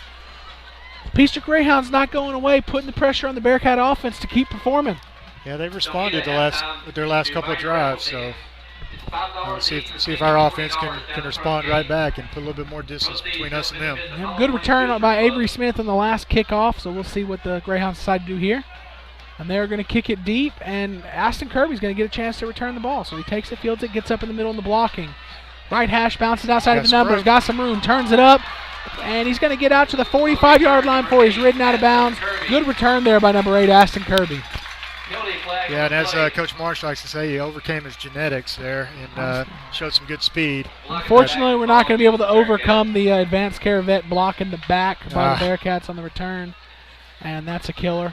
So Bearcats going to get the ball. 4:33 to go before half, which what we've seen all year, that is an eternity when it comes to we have all the time we need to try to score a touchdown here. What are we gonna see on this drive for the Bearcats with the pressure to continue scoring? Well, I think we'll just call the max play, right, and let him run for 50 or 60 right up the middle. Yeah, that's the long touchdown run by Max. Whatever. Yeah, Coach Peacock's in the booth next to us. Might just go knock on the door and give our 2 cents, right? I don't think we'll have to. I think he's got to know it. So we got trips left. Jay Cox, Avery Smith, Aiden Cox to Max Holler's left with Ish Harris in the backfield next to him. Looks like Aston Kirby's the lone receiver to the right. Max Holler takes the snap, fakes the handoff. He's got Jay Cox down the seam and just couldn't get it to him. Low throw. He's a little pressured there, rushed it at Jay Cox's feet. Jay Cox would have caught the ball and had to make the safety miss, and if he could have done that, it would have been that long touchdown play we just called for. That would have been 83 yards. 83 yards on that play it could have been right there. But let's see how they rebound after missing that one. 2nd and 10 from their own 17, 18-yard line. 2 receivers right, 2 receivers left for Holler. Holler takes the snap, drops back to pass, quarterback draw, speeds up the middle.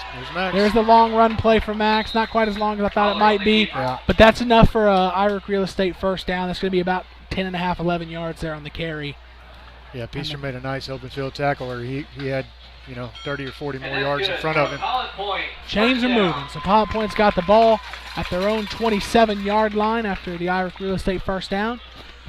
Holler has trips to his left-hand side. Aston Kirby, lone receiver to the right. Ish Harris in the backfield next to him. Max Holler takes the snap, hands off to Ish Harris up the middle. Ish Harris is going to run into a pile, sidestep it, and then pull what's left of the pile for a couple more yards, and that looks like it's going to be 5 yards on first down for Ish Harris. Tough run there. Yeah, it was a good job by Ish. He's run hard the last few weeks. He got 100 plus. Yeah, he had to earn those. So we go 2 receivers right, 2 receivers left in the 2nd and 5 for Max Holler. And Max Holler's looking for the snap. Takes the snap, drops back to pass, throws it out into the flat. Avery Smith was not quite. Pass was on the money, but it didn't look like Avery had his head turned. Not quite. They're down in a long 4. Coach Marsh there giving the signals. Looks like we're going to have trips left. This is the formation we've been in this whole drive for the most part here. Here we go, 3rd and 5. Roll out to the left-hand side. Pressure, and we've been brought down. Sack there by the Greyhounds. That is a rather small defensive end. Number 3, Cole Tears. But hey, he's big enough to bring down the quarterback. Yep, senior Cole Tears. He's not the biggest defensive end out there, that's for sure, but he's got a lot of heart. Made the play. One of those things that we've talked about it a few times, and you just got to learn as a quarterback when you're successful. He overran the hook there that we had out there trying to put some protection for him and kind of ran right into number 3's arms. So 2:38 and counting here in the 6 and Mango second quarter with Aiden Cox back to punt. Oh, the snap is over his head, and he fields it, and he's up. He's up, and he's going to try to run around and see what happens. He reverses field. He has some open space, cuts it up. Daylight, he's going to truck his way. And he's going to get right at that was the original line of scrimmage. So it doesn't matter if fumbled or not. Peaster's going to get the ball in good field position. It all starts with a snap, and that snap was just a bit high for Aiden Cox to field. Luckily, he was able to salvage it a little. Yeah, he did a good job, I guess, getting 8 or 9 yards out of it. It could have been much worse. It is on the Bearcats to bow their necks here. First and 10 from the Bearcat 27-yard line here late in the 6 and Mango second quarter. And the Greyhounds have a chance to take the lead going into halftime. Yeah, we gave them a short field. We're not in good shape here. Gunnar McElroy takes the snap, back to pass. There's a flag. Good flag. The whistle's being blown and kind of bailed Ish Harris out there. I think Ish I'd like to stopped. think Ish heard the whistle and stopped there. It's going to be an advanced care vet penalty on the Peaster Greyhounds there. It's going to be a false start, pre-snap penalty there. Dock him 5 yards, first and 15. Personally, I'd rather him see him run the play out, but I guess he knew it was on Peaster. I'd like to think that, but number 11 for Peaster sure didn't quit on it. Number 11, Hank Morris, he went and got that ball. So we go 2 receivers left, 2 right for the Greyhounds. First and 15 at the Bearcat 33-yard line. Snap, pass, deep ball. Aston Kirby find where he needs to be. He was able to defend that one. The receiver come down with it, but Aston Kirby used his body to force him out of bounds. It's going to be 2nd down and 15.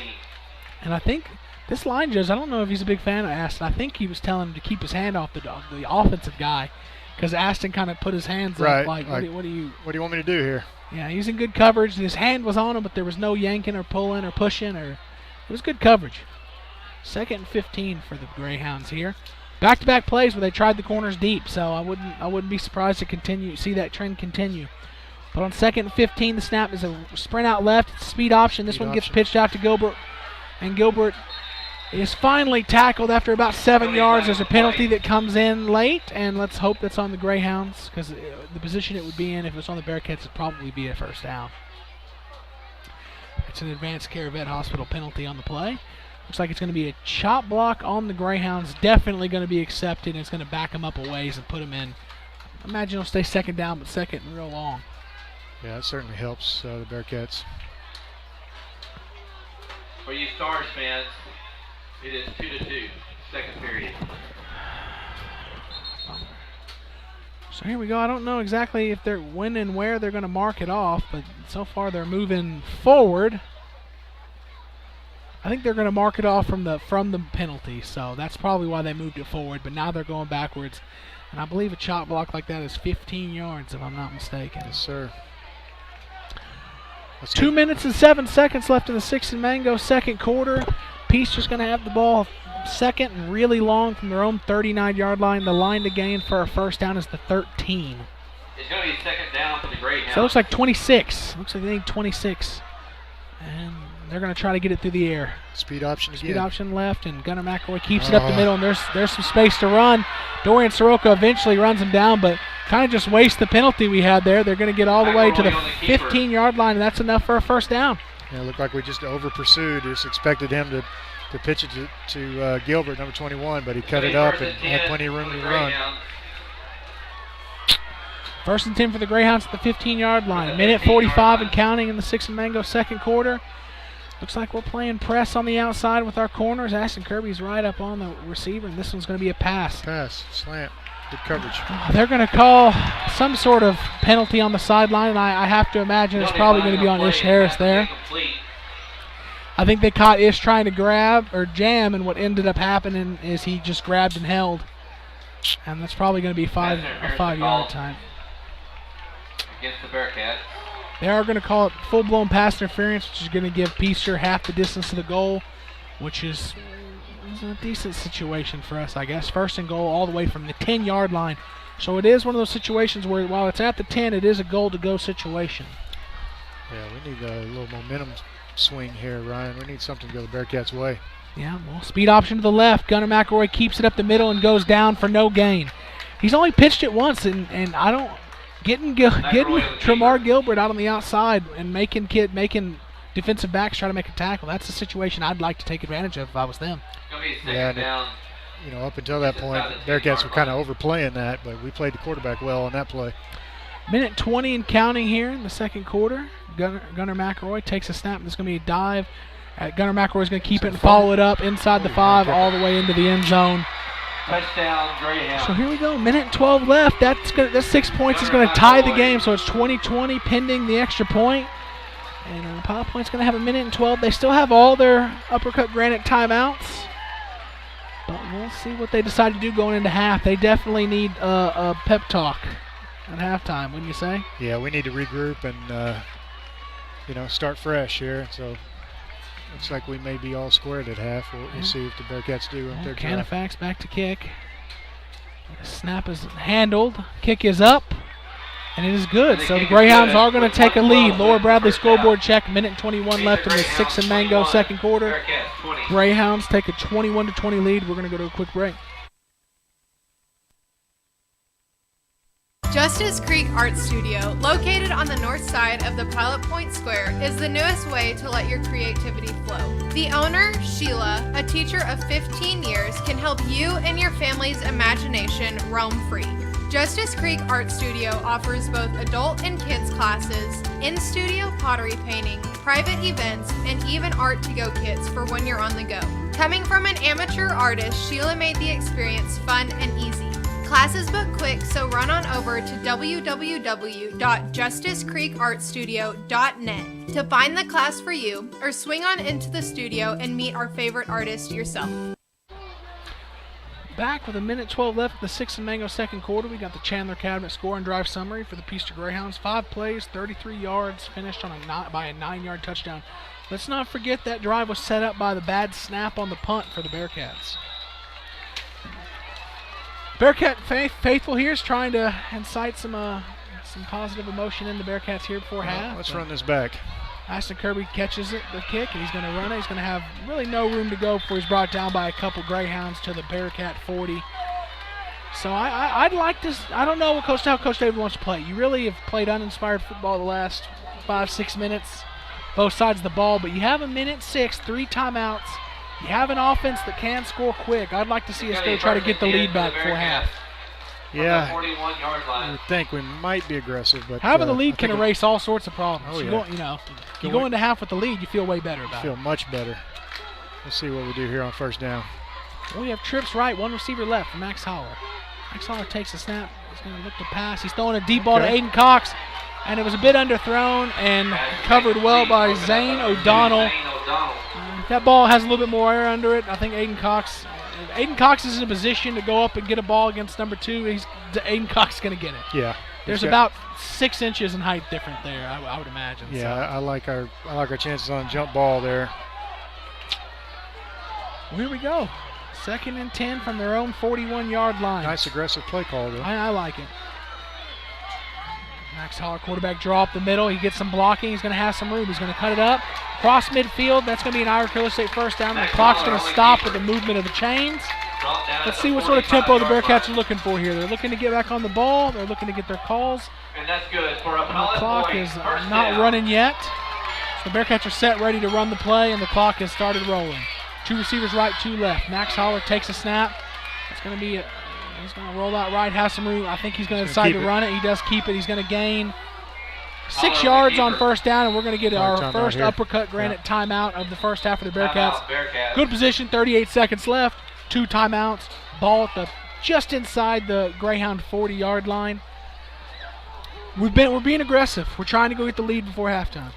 Yeah, I like the mindset of the Bearcats right here, trying to score before half. 38 seconds left, and it's a good job by Coach Marsh right there, running down to get that timeout in as quick as possible. I would have pulled a hamstring if I'd tried to move that fast. I had a defensive coordinator my junior year go to jump to celebrate an interception and pulled his calf muscle as he did it. So sometimes injuries do happen with the coaches. Yeah. But here we go. Bearcats going to have the ball 2nd and 5 from just inside the Greyhound 40. The ball is on the right hash, and we're going towards the end zone with the scoreboard here. Going from our right to left. Offense is taking the field. This Greyhound defense has been playing tough today. Yeah, they have. Got to give them credit. They don't have a real deep team. They've only got 5 seniors. They've only been playing varsity football for 2 years, so they've done a good job so far tonight. And they've only got 10 kids on the sideline over there, so not a big roster. But here we go. Trips left. Max Holler looks to pass. He throws the seam. Jay Cox overthrown, and the Bearcats are going to need to make a tackle here. Avery Smith makes a tackle, intercepted by number 19, Caden Dewar. And I wish I could go back and see it. I don't know if it was the throw or the route. Look, Jay Cox is open. I just don't know if there was a miscommunication on where the throw was supposed to go. Yeah, it looked like Jay thought the ball was intended for someone else. the way he kind of stopped and just let it go over his head. That's miscommunication there. Well, that's the end of a promising drive. But here we are. Now the Greyhounds, who like to air the ball, have 2 timeouts and 30 seconds to work with, and they need to go 58 yards. So, I mean, we're not out of the woods here. We're in danger. Gunnar McElroy likes to sling it, so he's going to throw it out route. It's going to be overthrown. Nice Max Holler there on the coverage gives him a push anyways, which is like to see a little bit of physicality there. Incomplete on first down. Yeah, corners in more prevent than we normally are, because normally we like to press our corners up on the outside. And I saw Aston and Ish give the receivers a little cushion there. Probably going to see Aston challenged before the end of the half here somewhere. The snap, fake handoff, run up the middle for Gunnar McElroy. Nowhere to go, 2 yards, so it's going to be 3rd and 8. We'll see what Peaster wants to do. I don't see the timeout call. The clock is running. Peaster maybe just trying to, let's get into halftime with a lead. Yeah, another nice tackle by Jacob Dane there, defensive tackle. That's going to be the end of the 6th and Mango second quarter, it looks like. Oh, well. They might get one play off. Yeah, no, they are going to, they decided to snap it last second. They snap it, they're going to have one deep ball to the end zone. 6? Nope. Underneath, Ish Harris makes a tackle. The half is over. So pretty decent gain there through the air for Peaster, but the half is over. So the end of the 6th and Mango second quarter into the first half. You're going to have the Peaster Greyhounds 21, your Pilot Point Bearcats 20. We're going to sign off for halftime, and we'll be back after a while with some stats and some analysis.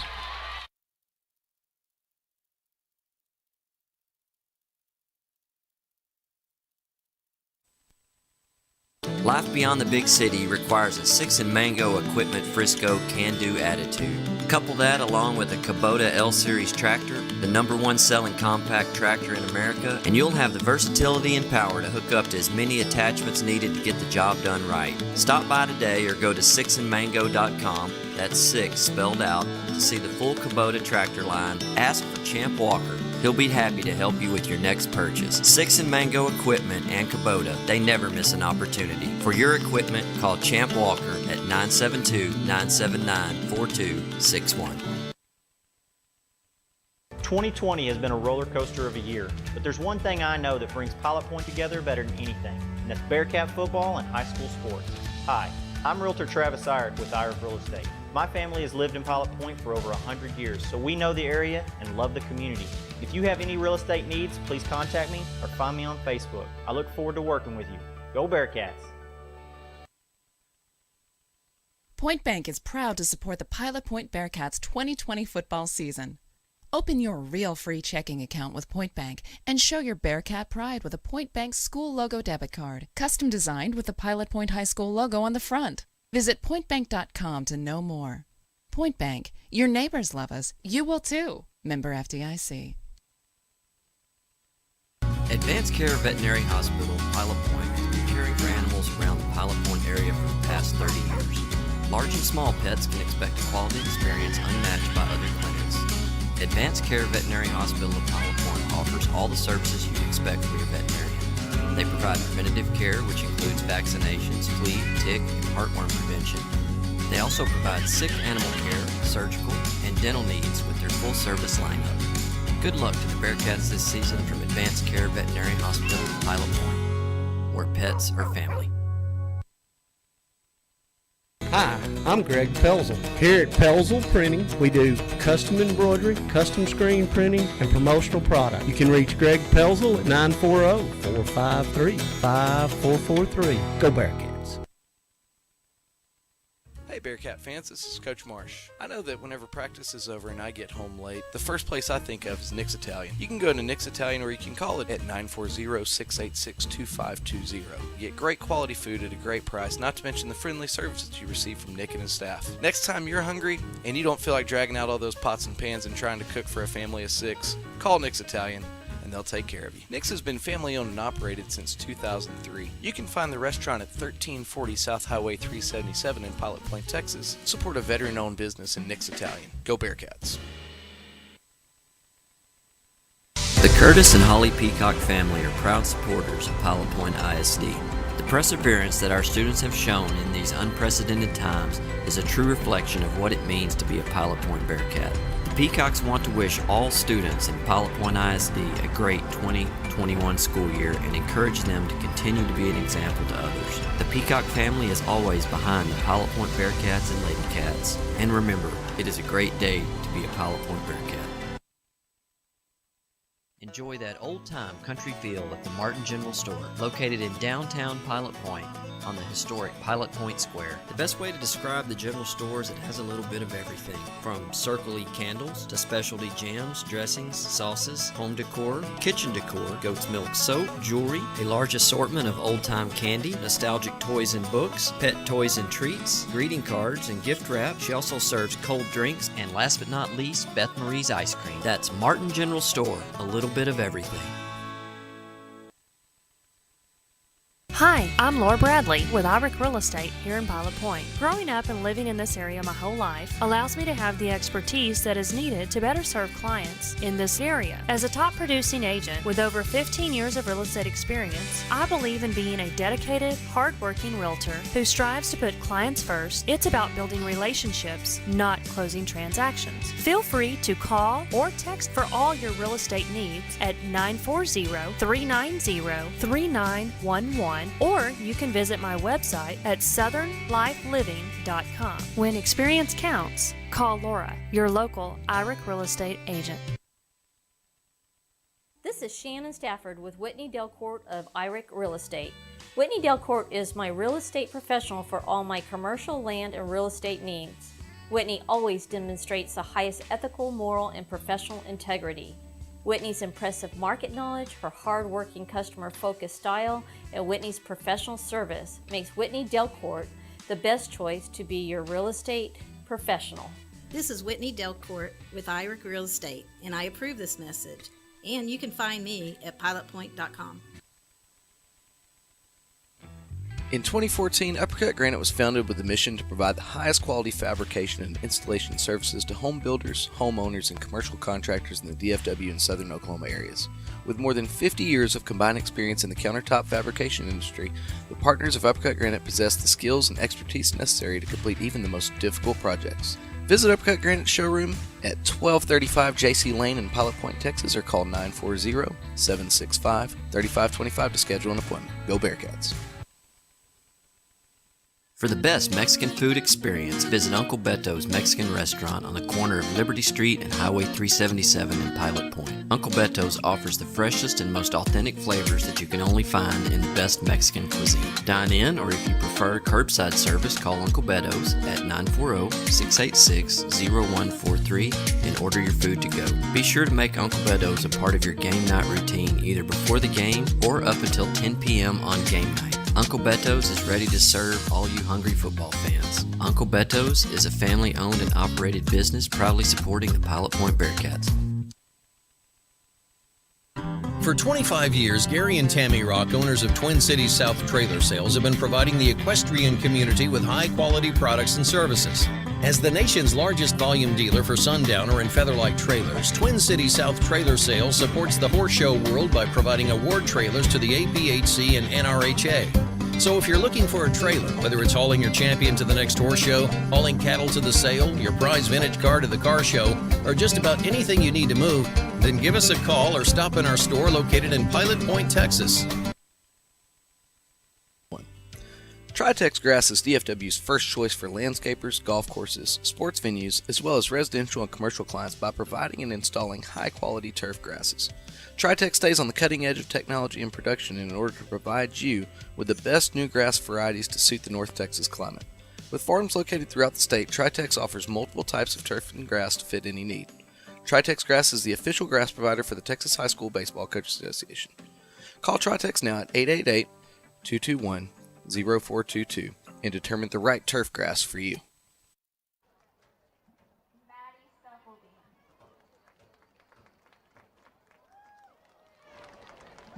Abby Walker.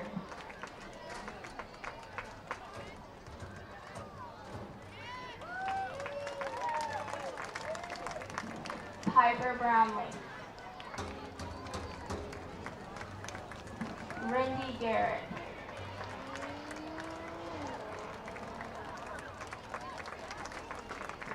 Aspen McCord. Your co-captains, Avery Brown,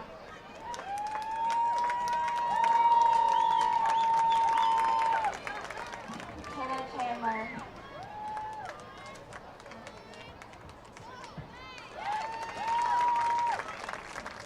and your captain, Hope Schiff.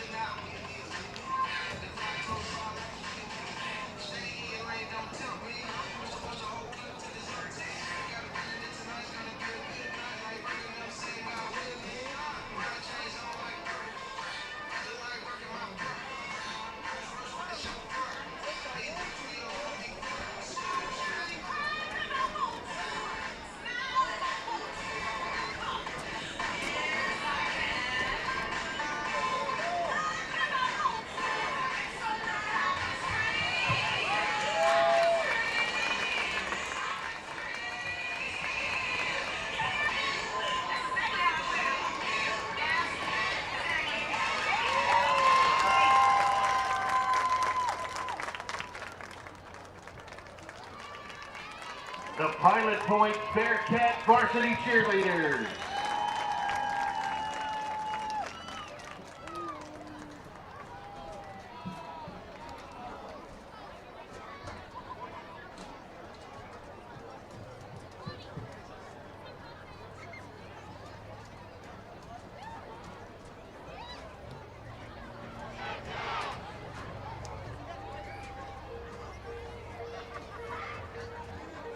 And now, welcome to tonight's halftime entertainment, presented by the Spirit of Pilot Point, the pride of Bearcat land. It's the mighty Bearcat Band. Drum majors are Skylar Moore, Alex Poole, and Lizette Sosa. Band members of the week, Angel Chavez and Sarita Guerrero. Color Guard member of the week, Yoshi Morales. Senior member of the week, David Vincent. And the section of the week, the trombones. Tonight, the mighty Bearcat Band will perform part of their 2020 UIL marching show entitled, Do You Remember the 80s? Which includes music from Living on a Prayer by Bon Jovi and Beat It by Michael Jackson, and featured soloist Garrett Nesbitt on trombone.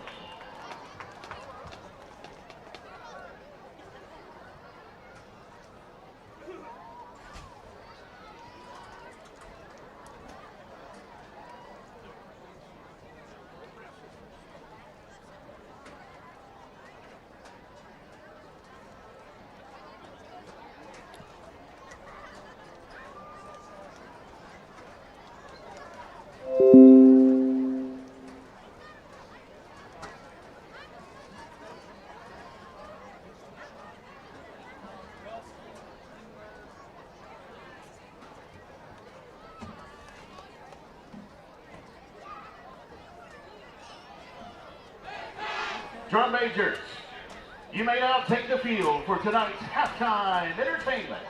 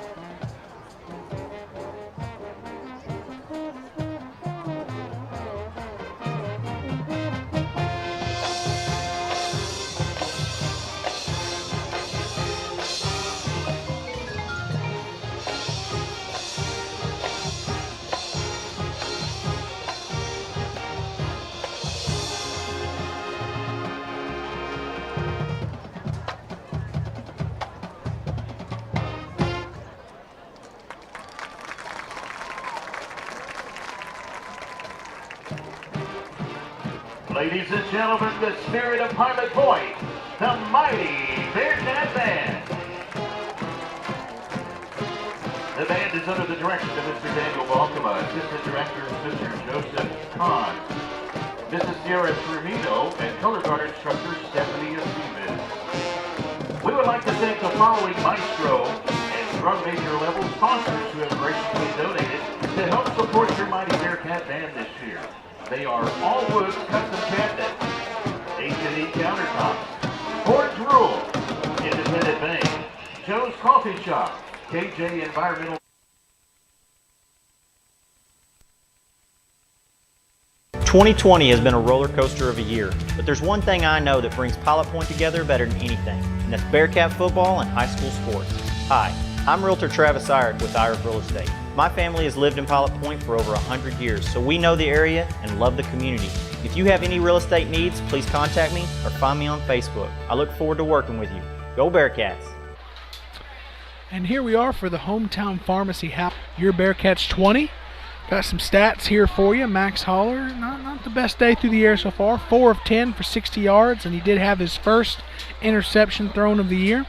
But on the ground, he's had 11 carries for 168 yards, and all carries in the first half. Only 5 carries for 19 yards. Had a few negatives in the actually had negative yards in the first half. And I think it's actually 14 yards. So 5 carries, 14 yards, no touchdowns.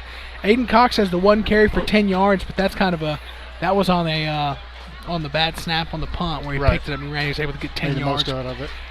Yeah, so the 60 yards through the air is divvied up between both the Cox brothers. So we got Jay with 3 catches for 50 yards and Aiden 1 for 10. So not a whole lot going on through the air for the Bearcats. But Max Holler, 168 yards on the ground. Yeah, Max has really got it going tonight. We'd like to see Ish get started, but of course we need to get this lead back. You know, going for 2 is always really good when you get it. Right.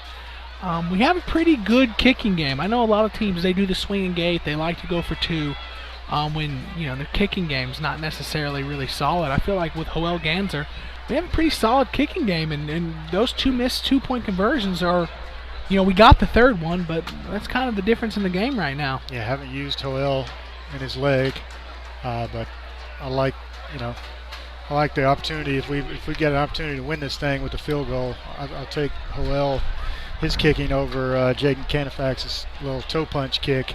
I like the accuracy of Joel if it comes down to it, and let's hope we get in the end zone a few times here early in the third. We want to see what these Bearcats are made out of. It seems like that second quarter just didn't feel like it went our way. We'll see about this second half. Got off to a hot start, man. 2 3-and-outs, a touchdown drive. We didn't get a touchdown on our second, but made another stop, got in the end zone again. We got off to a pretty good start. I thought we were going to have a pretty big day, and it just hadn't materialized the rest of the first half. Yeah, and Max looks great. Just looks like a couple of miscommunication. That deep issues. ball down the seam. Yeah, the interception, and there was also an incompletion that just. Yeah, and he hit Avery Smith kind of on the shoulder pad. Looked like he wasn't looking for the ball. Yeah, well, for Peaster's first UIL sanctioned district ball game, they're playing pretty good. I guess that 3-0 wasn't a soft schedule. They're a pretty good football team. I guess so, and they benefited from having a bye last week. And you talked about that, having a bye going into district play. It kind of helps you, and they got off to a slow start, maybe from the bye week, but they've got it rolling here in the second quarter, and we need to get momentum back on our side. Well, yeah, so the second half is going to be big for the Bearcats. This is the part of the season that matters. These games, dropping games early in district, a lot of times are hard to make up in the back half of district.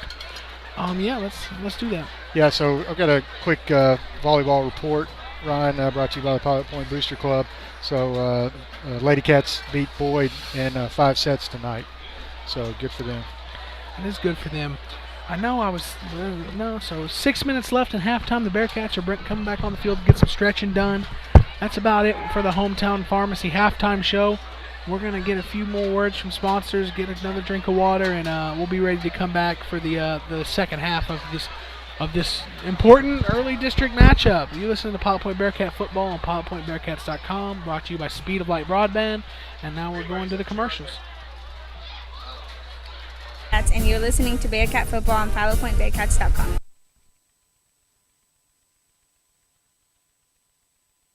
Advanced Care Veterinary Hospital, Pilot Point, has been caring for animals around the Pilot Point area for the past last 30 years.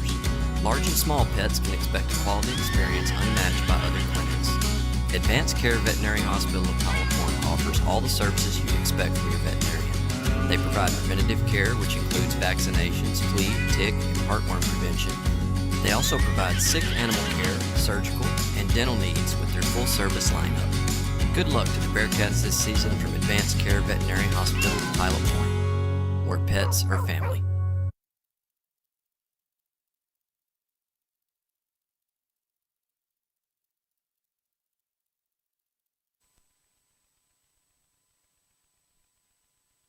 Life beyond the big city requires a 6-in-Mango equipment Frisco can-do attitude.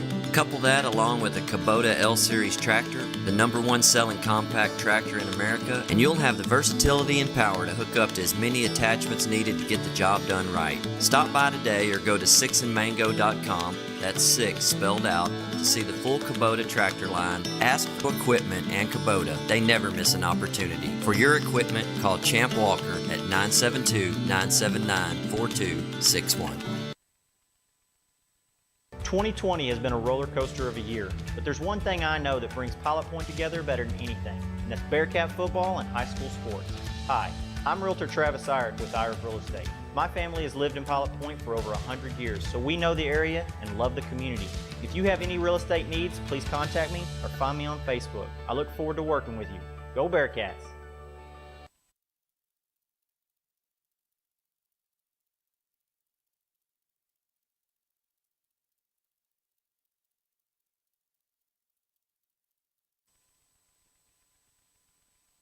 Point Bank is proud to support the Pilot Point Bearcats 2020 football season. Open your real free checking account with Point Bank and show your Bearcat pride with a Point Bank school logo debit card, custom designed with the Pilot Point High School logo on the front. Visit pointbank.com to know more. Point Bank, your neighbor. Barbershop and Salon and Southern Junkies has been home of the Bearcats since 1973. Whether you are looking for a classic crew cut or the perfect game day outfit, we have you covered. We carry a few fan favorite brands including Hey Dude Shoes, Judy Blue Jeans, D Supply Clothing, and Orleans Candle Company. Come check us out on the north side of the square in downtown Pilot Point or online at www.southernjunkies.com, and that is junkies with a Z. And don't forget, go Bearcats!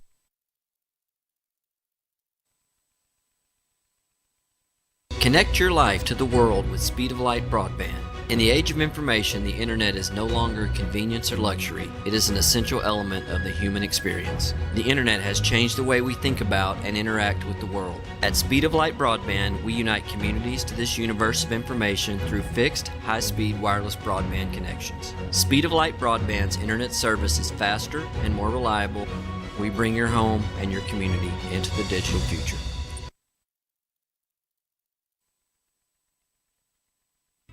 Bott Family Dentistry, located at 1223 South Washington Street in Pilot Point, is the area's first choice in dental care. Dr. Bott offers a full range of dental services for the entire family. His state-of-the-art office equipped with the most current dental technology, including digital radiographs, digital records, and intraoral today. Call 940-686-2535 to schedule your appointment. That is Bott Family Dentistry, Pilot Point's first choice in dental care.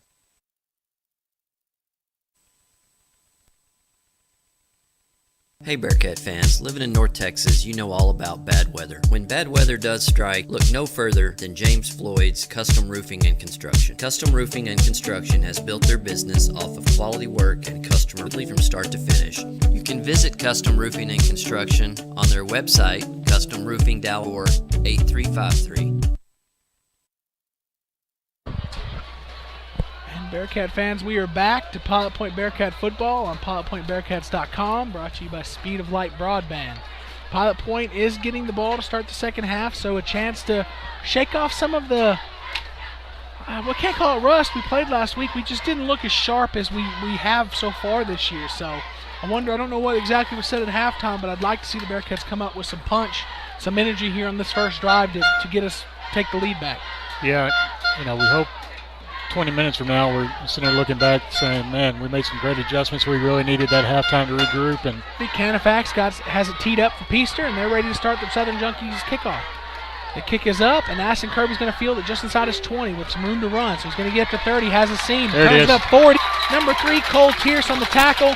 But that's another good return by Ashton Kirby there. Yeah, I tell you, Ryan, when I coached him back in 5th and 6th grade, we laugh about the team kicked it off to him. He ran it back. We got a penalty, got called back. They kicked it to him again. He ran it back again. So I like watching Ashton return kicks. Some good blocking there, some room to run. He made the most of it. So Pilot Point's going to get the ball 1st and 10 at the Peaster Greyhound 47 to start the second half. We're going to start the second half and try to maybe be a bit more physical. Max Holler under center, I right. Max Holler takes a snap, pitches it out to Ish Harris. Ish Harris is going to cut it up. He's going to get some room, puts his head down. Physical 3-yard run there for the first play of the second half. Yeah, and Ish is nice job running downhill. And number 70, Tyler Stageman tried to get in the way. Ish carried him forward for another couple yards. I like the good hard running. I'm sure it was a bit of an odd first half for Ish. Not too many carries, only 14 yards. I'm sure he'd like to see himself get going here in the second half. But if Max Holler can go for another 168 here in the second half, I feel pretty good. Max Holler takes a snap. It's going to be a quarterback keep up the middle. Max Holler's going to drag a man. He's going to get slung around for another 3 yards. We're going to face a 3rd and 4 here on the first drive of the second half. Yeah, that was number 70, Tyler Stageman again. He kind of slung Max forward for an extra yard or so. Yep, so here we go. 3rd and 4 here. Start the third quarter. Start the second half. Bearcats looking over for a call. We got Troy Tencher playing fullback with Ish Harris next to Max Holler in the backfield. Looks like we're going to have 2 receivers left, 1 right. Taking a while to get the call. Seems to be a bit of confusion. 7 seconds left on the play clock. I don't know what's going on. 5 and under. We're finally lined up 3, 2. We're going to get the snap. It's going to be a rollout left. We're going to throw the ball. Screenplay back. Nice it's pass. caught. Room to run. That's going to go. Oh, Ish Harris. Oh, man. It looked like he had all the space in the world to run, but it is a huge play for an Irish Real Estate first down. Ish Harris catches the screen pass all the way down to the 15-yard line to enter the Point Bank red zone. So, they were waiting on the play call. It ended up being an excellent play call, I think. Max kind of looked off the defense over to our near side and then threw it back to Ish, and perfect pass hit him right in the numbers. We have an injured Greyhound who was in on the tackle there on the Greyhound sideline. He's only 1 or 2 yards on the field. Looks like he's grabbing his ankle, maybe a rolled ankle. I don't have a number for you. But the Bearcats on the move here early in the second half. This is big. This is what we need to see here out of the Bearcat offense early. Yeah, you want to come out and set the tone early, and we did that in the first quarter, and we seem to be doing that here in the third quarter. It looks to be number 7, Briar Johnson, the injured Greyhound. He's hobbling off. He's got some help from a trainer. Looks like he may have rolled an ankle there or something. Yeah, we talked about how thin they are, Ryan. They've only got 24 kids on the roster, 5 seniors, 11 juniors, and 8 sophomores. Young program, so any injury like that really can hurt the depth of that team and really end up being in our favor in the second half. Yep, so here we go. Max Holler 1st and 10 inside the Point Bank red zone at the Greyhound 15-yard line. Holler takes a high snap, busted play. He's going to run it right up the middle, and call it a busted play. It's a busted play for 11 yards and an Irish Real Estate first down. Max Holler takes it just inside the 5. So it's going to be 1st and goal from about the 4.5-yard line. We talk about Max and his intelligent running, and man, he seems to be a step faster tonight on senior night. But number 19, Caden Dewar, kind of got a lick on him there at the end. And the high snap seemed to throw the play out of balance, but Max Holler took it for 11 yards. So on this 1st and goal, under center, handoff to Ish Harris. Ish Harris lowers his shoulder. Oh, they're pulling him. Wow. Come on now, blow the whistle. There's number 40 there. Canifax, late whistle. We're forward progress all the way to the 1. Thought he was going to get in, but Canifax pulls him all the way back to the 5. But they're going to get forward progress all the way down to the 1. So it's going to be 2nd and goal from the 1-yard line for the Bearcats. I'll be looking for that quarterback sneak play or maybe a quick dive to Ish Harris to punch it in. And it is the quarterback sneak for a Pelza Printing touchdown. That is Max Holler's 4th rushing touchdown of the game. There's that Bearcat touchdown horn there for anybody at home that could hear that. But now here's an opportunity where it makes sense to go for 2, to get up to 7 points. Yeah, and we've certainly got it in the playbook. Yeah, it looks like I like this. So we need 2, so we're not going to swing and gate it. We're going to keep the offense out. I like it. Yeah, I'd like to see our offense. After that drive, they deserve the opportunity to capitalize here for 2. So this is the mixed Italian 2-point conversion. Max Holler takes the snap, fakes the handoff to Ish. They're going to got Aiden Cox out in the flats. And you know what? The throw was a bit high, but I think if Aiden really goes up with 2 hands, he probably catches. Yeah, he kind of jumped off balance off 1 foot and just had his left hand out and couldn't corral it. Well, after that touchdown, we're going to go to a quick break for our sponsors. PilotPointBearcats.com. Hey Bearcat fans, this is Coach Marsh. I know that whenever practice is over and I get home late, the first place I think of is Nick's Italian. You can go to Nick's Italian or you can call it at 940-686-2520. You get great quality food at a great price, not to mention the friendly service that you receive from Nick and his staff. Next time you're hungry and you don't feel like dragging out all those pots and pans and trying to cook for a family of 6, call Nick's Italian. They'll take care of you. Nick's has been family owned and operated since 2003. You can find the restaurant at 1340 South Highway 377 in Pilot Point, Texas. Support a veteran owned business in Nick's Italian. Go Bearcats. I'm number 23, Ryan Stewart, and you are listening to Bearcat Football on PilotPointBearcats.com. Welcome back, Bearcat fans. After a Bearcat touchdown there, Chandler Cabinet scoring drive, 6 plays, 47 yards, 2 minutes, and it's punctuated by Max Holler's 4th Pelzel Printing touchdown of the game. This one was a much different variety. This one was just the 1-yard quarterback sneak. So the Bearcats retake the lead, 26-21, with Hall Ganser getting it teed up for the Southern Junkies kickoff here. And that's what we wanted to see out of from the Bearcats coming out of halftime, is some movement on the offense and a touchdown. Yeah, we saw exactly what we wanted. Pooch eventually cuts it up before he's tripped up. It looked to be number 47, Jacob Dane, on the tackle there. Man, O'Donnell there. All these guys on both sides really, except Aston on his last kick return, have caught the ball and tried to reverse field. Reverse field, go the length of sideline to sideline. A lot of running for not a whole lot of yards. Aston turned his up and got a pretty good game. So we go Peaster's first drive of the second half. They've been on a roll. They've scored on most all their drives lately except ending the first half, but the time ran out on them. Trips right, snap, handoff. Quarterback keeps it up the middle, and he's brought down for a big loss by number 2, Troy Tincher. Real nice play by Troy right there. -3 yards there to start the second half. Starting this third quarter just like we did the first quarter, getting a sack, defense looking good. Gunnar McElroy kept it. He had the option, looked like to hand it to Tamar Gilbert, and he kept it, and it didn't help him out at all. So Tamar Gilbert next to Gunnar McElroy in the backfield. 2 receivers left, 2 right, and that's going to be a dive up the middle to Tamar. Tamar sticks his head down, tries to barrel over people, gets the 3 yards lost +1, so it's going to be 3rd and 9 here. Big third down here to start the second half. And nowhere to go there for Trey Moore. On the carry, Gilbert. I like tackling him early before he gets ahead of steam because he's a load to bring down. Yeah, if he didn't see a hole, he just sticks his head down and tries to run something over. He actually ran into his own offensive lineman there. 3rd and 9, 2 receivers right, 2 left. Gunnar McElroy, he takes the snap and he's looking to pass. Big play. He throws the ball down the slant, and nice another hit. big hit, this time by Ish Harris. This is the second time this game that a Greyhound has caught the ball for what would have been a first down, and a Bearcat defensive back knocks it loose. Yeah, excellent timing by Ish coming in there and making that hit. Seems like any kind of hit like that in the NFL would probably be a flag. It's probably too violent for those guys, but high school level, you love to see it. Letting them play. Ashton Kirby getting some love. Okay, He's Ashton. back there to return the punt by himself. I like it. No, Avery Smith's not going to go deep with him. We've seen that 2-up back set from him this year, but not right here. Peaster is lined up to punt. They got 4th and 9. Snap, punt. They're going to punt it away from Aston, but he's going to go get it. He catches it. Oh, he muffs it, but he picks it up. Breaks the tackle. Crosses midfield, across the 50 to the 45. Good recovery from a muffed punt. Yeah, got to force him to hop right back to his hands. That ball doesn't always bounce that way, does it? No, it doesn't. So Pilot Point's going to get the ball at their own 45, at the Peaster 45-yard line. So similar position to where they started their first drive, and they were able to get 6 points out of it. Yeah, I think we can build on our last drive here, and I think I look for us to establish that running game again with Ish.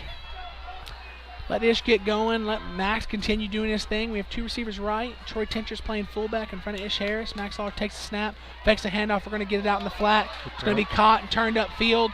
Spun around. It's going to be about 5 yards. I think that was Avery Smith, but we're going to wait to see here. Yeah, it was Avery Smith there out in the flat on the little screen play. 5 yards there, so it's going to be 2nd and 5. That's a plus play right there. I heard Coach Marsh talk about plus plays on the Bearcat Insider podcast. It's a plus play there. Yeah, and we've seen, Max kind of bounce that pass in a few times this season, so it was nice that he adjusted and hit Avery right in the breadbasket.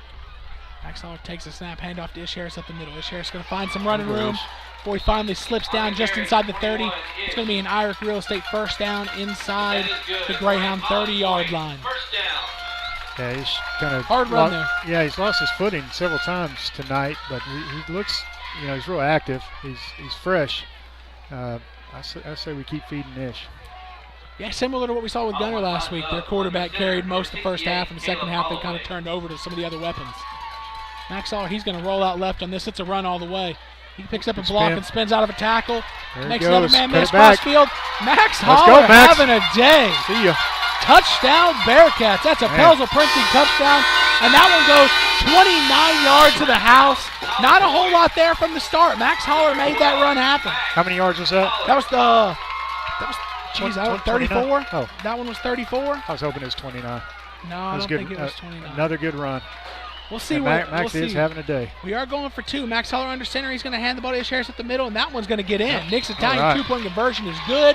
Laura Bradley scoreboard check. 6:44 left in the third quarter. Your Bearcats 34, the Greyhounds 21, and we're going to go to a break. To the car show or just about anything you need to move, then give us a call or stop in our store located in Pilot Point, Texas. I'm Miguel Prado, a student trainer for the Bearcats, and you're listening to Bearcat Football on PilotPointBearcats.com. In 2014, Uppercut Granite was founded with the mission to provide the highest quality fabrication and installation services to home builders, homeowners, and commercial contractors in the DFW and southern Oklahoma areas. With more than 50 years of combined experience in the countertop fabrication industry, the partners of Uppercut Granite possess the skills and expertise necessary to complete even the most difficult projects. Visit Uppercut Granite showroom at 1235 JC Lane in Pilot Point, Texas, or call 940-765-3525 to schedule an appointment. Go Bearcats. I'm number 77, Jacob Scott, and you're listening to Bearcat Football on PilotPointBearcats.com. And we're back with the Chandler Cabinet score and drive summary. Quick 3-play, 52 seconds, 45 yards, punctuated by the long touchdown run by Max Holler. His 5th Pelzel Printing touchdown of the game. He's having a day, man. He's on fire. Here we go, Joel Ganger with a little pooch kick. It's going to bounce at the 27 and head out of bounds, but it was fielded by number 2. I hope they don't call the penalty. That was kind of slip. Yeah, that was definitely a slip. O'Donnell fielded the ball, and it looked like we came in off balance. Dorian Soroka kind of stumbling. Wasn't a big hit. He bumped into the guy. I'm glad the referee kept the pocket, or a flag in his pocket. No harm, no foul. Hey, Ryan, I want to encourage everybody to subscribe to our YouTube channel. They filmed a junior high game yesterday, so all things Pilot Point are out there. Go to PilotPointBearcats.com and click on the broadcast link to get to the YouTube channel and subscribe. We've done a lot to increase our our vidya board, the Nick's Italian vidya board. First play of the drive is a quarterback keep by Gunnar McElroy for 1.5 yards. It looked like it might have been a zone read, and we got to Tamar Gilbert immediately, hit him well in the backfield. We have a whistle coming in. Equipment malfunction for somebody from the Greyhounds. He's getting off the field, though. They're going to continue playing. Yeah, it looks like number 2, Zane O'Donnell. Yep, so here we go. Second and 8. Gunnar McElroy with Tamar Gilbert in the backfield next to him. 2 receivers left, 2 receivers right. Number 40, Jaden Canifax in the slot, and they're looking his way. Ooh, no time to throw, though. I think I would name them the Bearcat who made the sack, but it was the entire defensive line basically made the sack there. So it was a group effort. That was right. Aiden Cox, we got number 70. Ryan Riney, number 70, Mario Lapisco, number 79. Yep. They were all converging on him. That's right. So I tell you what, old momentum is on our side. I talked about being a cruel mistress who'll leave you in a heartbeat. It left Peaster, and now we're treating it well. We started the first half this way with a couple 3-and-outs, a touchdown, and then deep ball. Ish Harris has a chance, and Ashton Kirby. Gonna get called this one, I'll tell you what. I'm a big Aston Kirby homer. That was unfortunate. He might have deserved this one. Yeah, he got tangled up with the receiver on that far side. Number 19, Caden Dewar. They got tied number up, 19, and kind of forced the referees to call that one. Man, Ish Harris had all the time in the world to get under that and make the tackle or make the interception. He still didn't catch the ball. But it wouldn't have mattered. So that's an advanced care vet penalty on the Bearcats, and the Greyhounds went from 3rd and 12 in a bad situation to a 1st and 10. So I'm being asked to go out on a limb and say we're going to win this game. I'm not there yet, but I am going to go on a limb and say we're going to get a Twin City turnover pretty quick on an interception sooner or later. Hand off to Jamar Gilbert. He's brought down immediately by the big man in the middle, number 79. What a good play there. They're crediting 78 Gavin Wheeler. I can't tell. When you're so big, your jersey's bunched up, and you got a big jersey, you're a big guy, and that's Gavin Wheeler. It is Gavin Wheeler. I played with his dad, Tommy Wheeler. That's Dabba, one of my best buddies. He graduated with me, and his son is a big kid. Making plays, made 2 plays in a row there. This is going to be a quarterback draw up the middle, and who else? Gavin Wheeler is the first one to touch him. Aiden Cox helps bring him down there. So we're going to have 3rd and 9 here for the Greyhounds. Gavin Wheeler's been in 3 consecutive plays. He's causing some havoc up there. This thin roster, undersized line for the Peaster Greyhounds is really hurting them here. Gavin's confidence. You can see it growing. He's got a little bit of swagger about him here. Nodding the head. He's wanting to.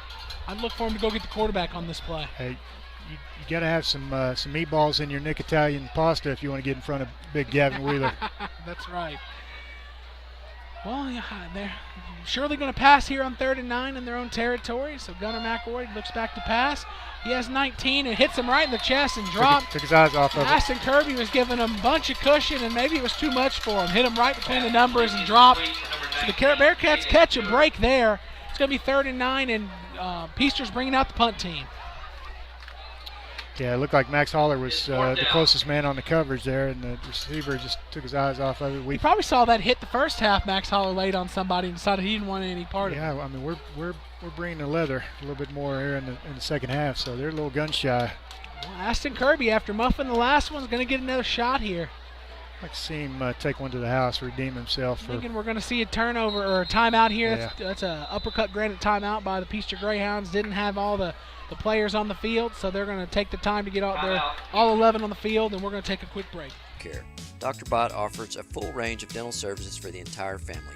His state-of-the-art office, equipped with the most current dental technology, including digital radiographs, digital records, and intraoral camera utilization, allows him to provide the best treatment options available today. Call 940-686-2535 to schedule your appointment. That is Bott Family Dentistry, Pilot Point's first choice in dental care. I'm number 3, Ubaldo Nandine, and you're listening to Bearcats football on Pilot Point, Bearcats.com. And we're back for the 4th and 9. Aston Kirby's still back to punt. I think they're just letting them know that above all else, catch the ball here. We don't want to ruin the momentum with a muff punt and a turnover. Absolutely. You need to catch this thing clean, whether it's a fair catch or whatever, but let's certainly not turn the ball over. Greyhounds in punt formation, the snap, roll out right, and the punt. It's going to be towards the Bearcat sideline. Aston Kirby's underneath it. He catches at the 30. No real block in there. Aston Kirby provides a little, doesn't make it easy to bring him down, but ultimately gets only about 4 yards on this return, on this Truenbach kick return. Did his job, though. He caught it. Hey, fielded the ball. That's right. Bearcats, here we go. This is an opportunity that we had in the first half that we couldn't do, getting multiple stops, and then responding that with a 3rd consecutive touchdown would be a real big deal for the Bearcat offense going forward for the rest of this game here. Yeah, you're looking for consistency, and last couple of drives will look great. Let's build off that. Looks like we got big number 4, Cade Carter, in here. Down on the here against side. a shorter corner. I'd like to see him. Hey, let's give it a shot. Give him a jump we tried off. it one time in the first half. The ball wasn't delivered where it needed to be. But this first play is going to be a Max Holler keeper up the middle, and looks like it might have been a face mask. It looked like a face mask from here. The way Max Holler was doubled over, running backwards, but at the end of the day, he's going to get 7 yards there. I think he's looking for the first down too, or for the face mask as well. Yeah. Yeah, he can't believe it wasn't called. Well, they're looking over to get their calls. Max Holler's shaking it off. He's okay. Two receivers right. Max Holler in at quarterback with Ish Harris behind him. Max Holler takes a snap. It's going to be a stretch play to the right. Ish Harris kind of circles back to the middle, spins out of a couple tacklers, and he's going to get 2 of the 3 yards needed for the first down. So we are going to have a 3rd and 1 here for the Bearcats. Yeah, I tell you, Peaster got some unorthodox tackling. I mean, they love to arm tackle, but I guess it's effective for them so far. I'd like to thank those fellas for doing what they do every Friday night. Here we go, 3rd and 1 for the Bearcats. Max Holler looks like he's going to be under center with Troy Tincher playing fullback to his right. Ish Harris deep back behind him. Takes the snap. It's going to be a dive to the right, and that's going to be a 1-yard loss. Number 70, who was injured earlier, Tyler Stageman, gets in the backfield and makes the tackle. For an undersized front for Peaster, they really get after it. We have a big offensive line. We have some big kids up there, and while we're doing a better job this half controlling the line of scrimmage, they made the play there.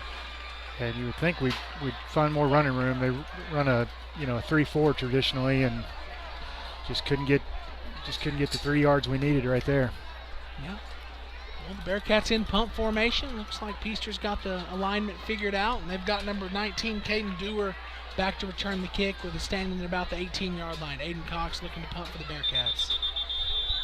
Get a whistle before the snap here, and it looks like it's going to be a delay of game on the Bearcats, an advanced vet care penalty there. So I was wondering if we might see a little bit of trickery from the Bearcats, but I imagine that that penalty has removed that option. It down.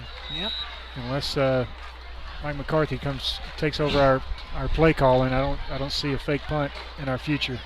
The last punt we had a 10-yard run by Aiden Cox. 10 yards would be the first down here. It's kind of a bad situation though. Aiden Cox takes the snap much better. He's going to get the punt off. It's a high punt down the middle.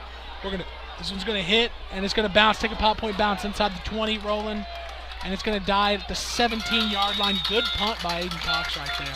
Yeah, great job by the Swiss Army knife, as Coach Marsh calls him. He's got a tool for just about anything you need. So we couldn't have capitalized on the defensive stop the last drive, but the defense has an opportunity to do it again, gain some confidence. We ended the first half pretty poorly on defense.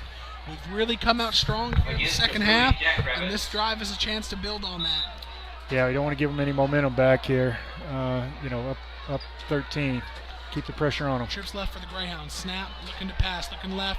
That's Ish Harris. Oh, my goodness. Ish Harris was planning his touchdown dance before he caught the ball. Yeah. And that ball goes right through his hands. I told you, Ryan, I see a Twin City turnover coming, an INT. And Ish has had a couple of chances now. The other one wouldn't have counted because Aston got called for pass interference, but keep hitting Ish in the hands. Ish was celebrating the touchdown before the ball even got to him there. That's had to have been what happened there. Got to concentrate. Yeah, another snap, roll out to the right-hand side, spins out of tackle, but eventually brought down after 4.5 yards there by Gunnar McElroy, and it's going to be a 3rd and a long 5 here for the Greyhounds. Yeah, I want to say shout out to number 44, Russell Jones. Here he's watching and listening from his beautiful, serene home on the golf course right outside of Houston. 2 receivers right, 2 left for the Greyhounds. Speed option left, and once again, McElroy keeps it, tries to dive up the middle to nothing there.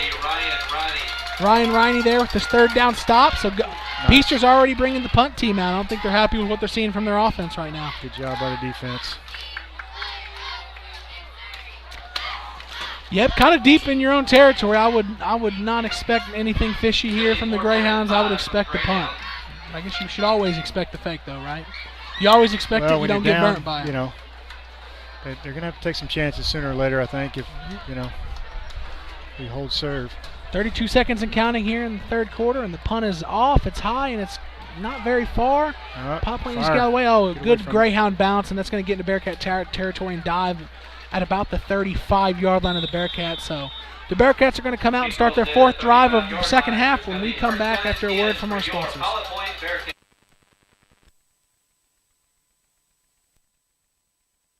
If you needed brain surgery, would you hire a part-time brain surgeon? No, you would not. The same philosophy holds true when hiring a realtor. Trent Trudenbach with Scribner Real Estate is a full-time realtor. Trent will treat your real estate transaction as it should be. The most important financial decision your family has ever made. Don't settle for a part-time realtor to do a full-time job. Call Trent Trudenbach with Scribner Real Estate today and hire a full-time real estate professional. That's Trent Trudenbach with Scribner Real Estate at 469-583-5072. Trent Trudenbach.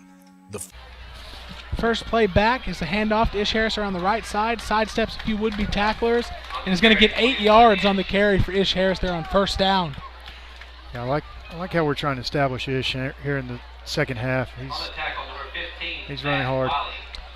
A pile there, so everybody's slow to get up, but we're all up and we're looking for our calls, and that's the end of the third quarter.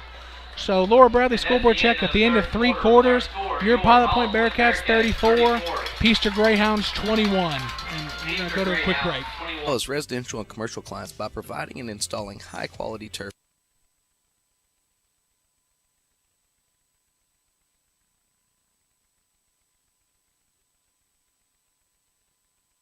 grasses. Tritech stays on the cutting edge of technology and production in order to provide you with the best new grass varieties to suit the North Texas climate. With farms located throughout the state, Tritex offers multiple types of turf and grass to fit any need. Tritex Grass is the official grass provider for the Texas High School Baseball Coaches Association. Call Tritex now at 888-221-0422 and determine the right turf grass for you. I'm number 72, Colin Haynes, and you're listening to the Bearcat Football on PilotPointBearcats.com. And we're back here for the start of the Peacock family fourth quarter. You're listening to Pilot Point Bearcat Football on PilotPointBearcats.com, brought to you by Speed of Light Broadband. Bearcat offense had a good first play of the drive with an 8-yard run by Ish Harris, and we're looking to build on that. We have a 2nd and 2 from our own 43-yard line. Max Holler in the backfield with Ish Harris to his left. Snap is going to be a quarterback run up the middle. Max Holler circles back. He's going to get enough for the Irish Real Estate first down. 3.5, 4 yards on the carry for Max Holler. Like I said, for an Irish Real Estate first down. Bearcats on the march here to start the fourth quarter. A touchdown would do us wonders here, John. Yeah, I think it almost put the game away. With 11:30 and some change in the fourth quarter. One more score might do it. 1st and 10 from the Bearcat 47. 2 receivers right, 1 left. Aiden Cox playing tight end for the Bearcats. Max Holler takes a snap. Roll out left. It's a screen coming out, or a draw coming out the backside. Ish Harris is going to get the Irish Real Estate first down plus more. 15 yards there for Ish Harris on first down for another Irish Real Estate first down. Pilot Points into Greyhound territory here on the drive. Going for a drive, John. Another nice run by Ish Harris. That might be one of my favorite plays, with a roll out one way and then giving it as a draw coming out the backside. Kind of the counter draw, if you will. I really like that play. 2 receivers left, 1 right. Max Holler takes the snap. Looking to pass. We'll get that. Poor angle. Avery Smith is showing some frustration. I don't know. Kind of cut that route pretty sharp there, trying to get inside the defensive back. Well, number 11, Hank Morris, had a hand on him. It probably would have been interference if it was Aston with his luck, but yeah. Bearcats looking to their sideline for the calls. Looks like we're going to have trips right. Ish Harris and Max Holler is right. Aiden Cox playing tight end on the back side. Got trips to the wide side for the Bearcats. A lot of options here. Max Holler is going to be a quarterback keeper up the middle, run out of a few arm tackles, and he's going to get 5 yards on first down, or second down. So it's going to be 3rd and 5 for the Bearcats. On the tackle, number 73, Jason Carter. So 3rd and 5 for the Bearcats. Cade Carter coming on the field, along with number. Be a 3rd down and 5. Number 1's coming off the field. So Cade Carter's looks like number 20, Jacob Leisure came running on. Yeah, he's playing tight end for the Bearcats. Yeah. He's got good hands. We saw him catch that little onside kick from Castleberry. Max Holler takes the snap and hands it off up the middle. Ish Harris is going to go all the way. Bells printing, touchdown, and that'll be 32 yards for Ish Harris, and that could be the one. You love to see it. Could be the one. Ish Harris has been running hard here in the second half, and he gets rewarded with a 32-yard touchdown right up the middle to extend the Bearcat lead to 40-21. Yeah, and it's Ish Harris. That's Tad Travis's favorite player, and I know Tad Travis is sitting at home watching the Stars and us simultaneously, and I did enjoy that one. That was a huge hole, opened up like a hollyhock, as Coach Lenny Gray would tell us. You love to see it. Pilot Point again going for Nick's Italian 2-point conversion. Running out of time on the play clock. They are going to, I think we prematurely called the timeout there. I think we were going to get the play off, but that is an uppercut granted timeout for the Nick's Italian 2-point conversion. This is exactly how we would like to play football, the way we've started this second half. Yeah, you love to see them, continue this momentum from one quarter to the next, which we haven't been able to do, on a consistent basis. But this has been an excellent second half. One bad drive for the Bearcats offense so far, and other than that, we've been clicking on all cylinders. The defense has just been playing great. I'm gonna give all the coaches credit. Like I said, I think they made the adjustments at halftime, and maybe it was just talking them up mentally to stay in the game and finish the fight. Yeah, we didn't look 100% ourselves in that first half. But we're back to playing Bearcat football here. Bearcats going back out, lining up for the Nick's Italian 2-point conversion. Ish Harris in the backfield along with Max Holler. Troy Tincher playing fullback, one receiver right, one receiver left. And this would double us up on the Greyhounds. Max Holler takes a snap, handoff to Ish Harris at the middle. Keep moving, Ish. He's not going to get in. He's not going to be able to get in. So after that, Laura Bradley scoreboard check. 10 minutes and 7 seconds left in the Peacock family fourth quarter. Your Bearcats 40, the Greyhounds 21, and we're going to go to break.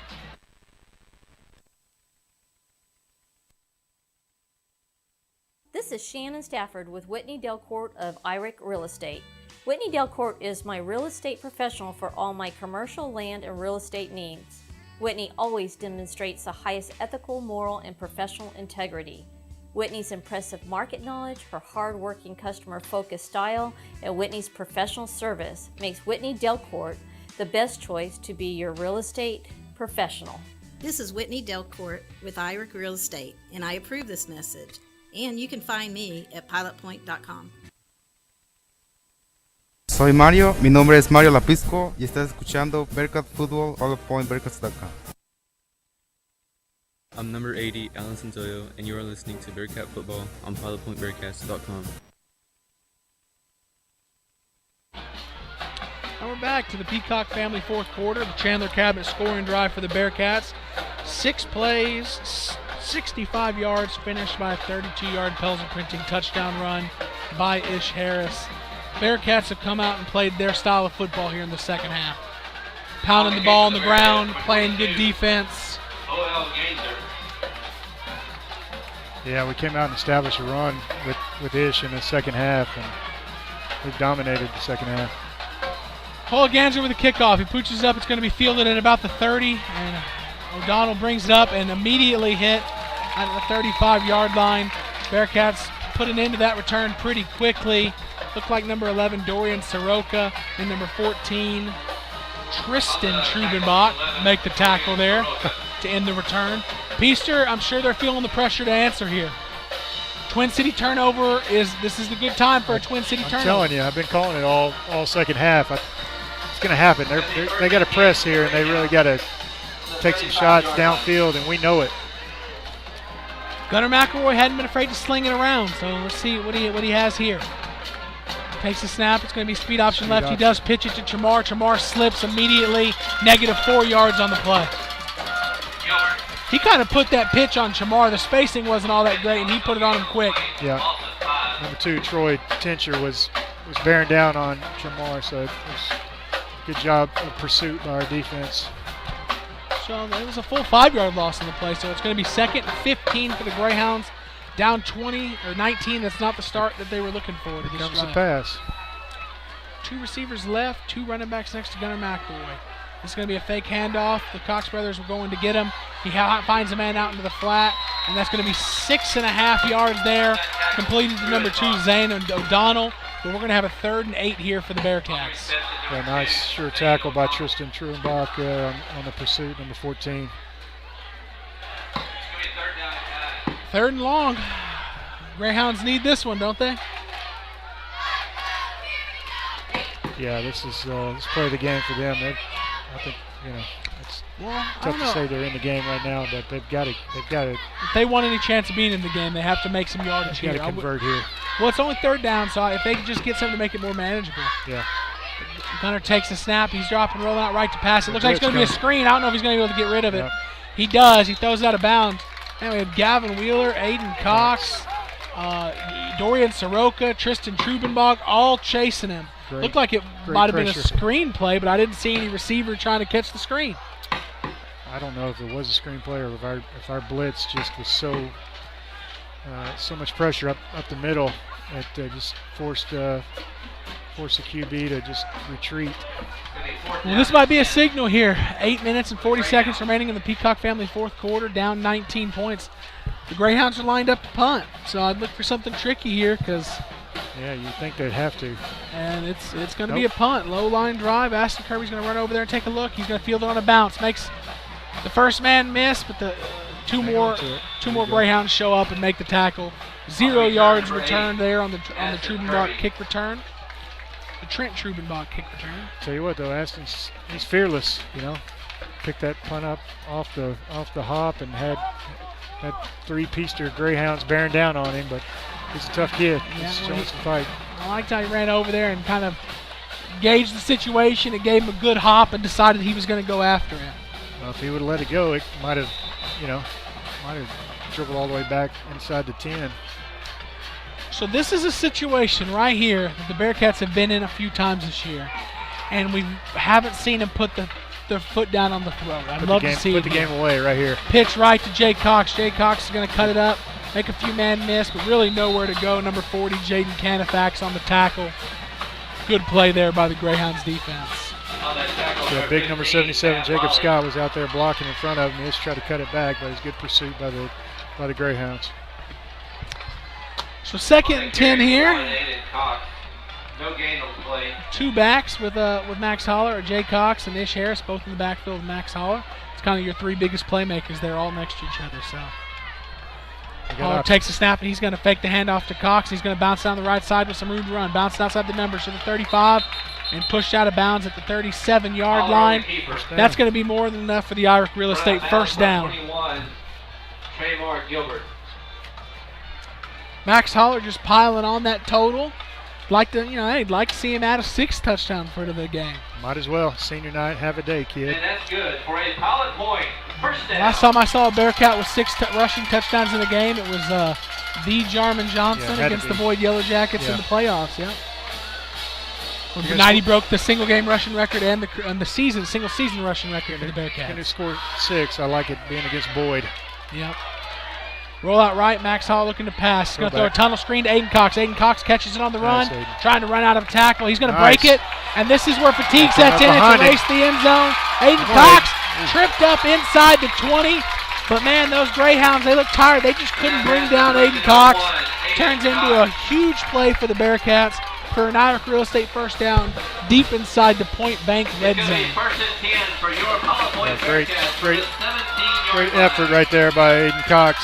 Great patience on Max Holler. Sometimes those tunnel screens, they take a while to develop. Quarterback showed good patience and ultimately delivered a good ball where Aiden Cox could take it and make something happen.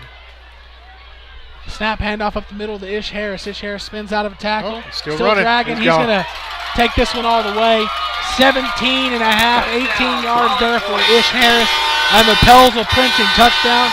And this is what we said we wanted to see. The Bearcats put the foot down on the throat and finish a football game.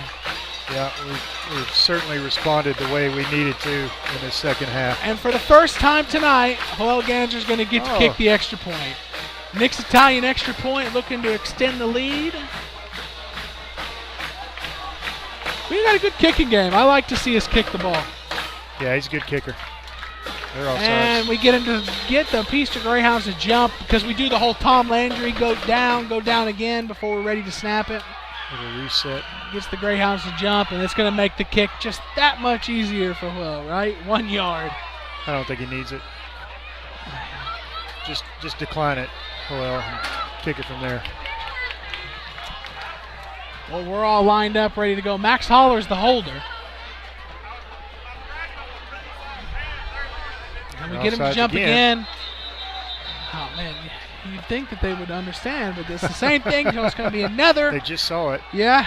It was no secret. They did not learn from it. It was no secret. Another half the distance to the goal. I think if you get a third one, it should be automatic 2 points. Used to be a thing. I like it. I like the rule change. Petition to UIL. Here we go. We're going to do it all over again. Peaster does not jump this time. Snap. Hold. Kick is blocked, and Jamar Gilbert is going to take it all the way for 2. Well, Aiden Cox is not giving up. I like to see that by Aiden Cox. You're right. He like almost the hustle. He did try to run him all the way down, but all of those penalties, everything good that we've said about the kicking game, I'll tell you, every time I say something, this has happened 2 or 3 weeks in a row, I say something and immediately something bad happens. I forgot what it was last week, but just now earlier in the game talked about how the deep snaps have been really good. Right. It goes over the punter's head. We have a good kicking game. It gets blocked and returned. I don't know how much all that's going to matter right now, but Lower Bradley scoreboard check, Bearcats 46, Greyhounds 23. We're going to go to a quick break.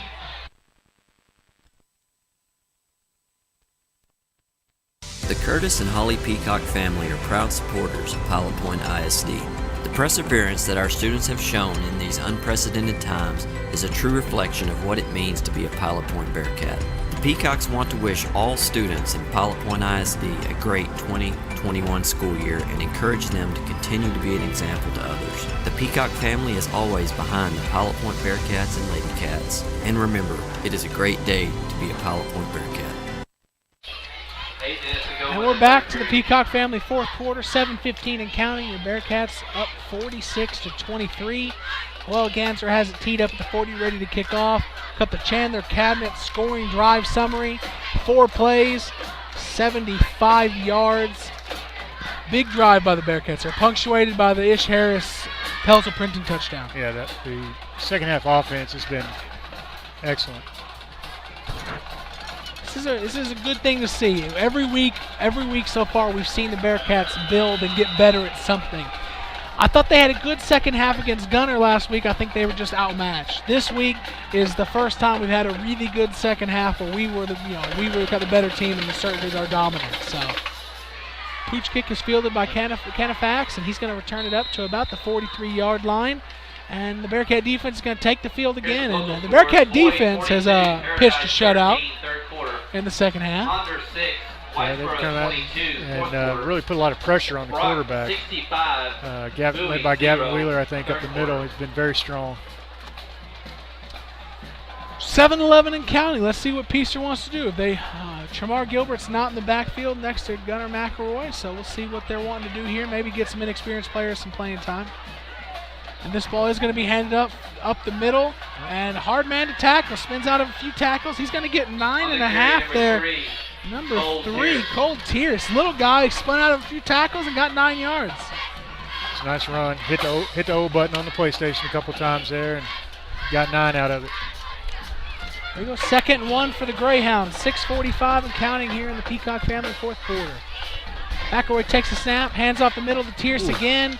And immediately Gavin Wheeler, big Gavin Wheeler, tackle for loss.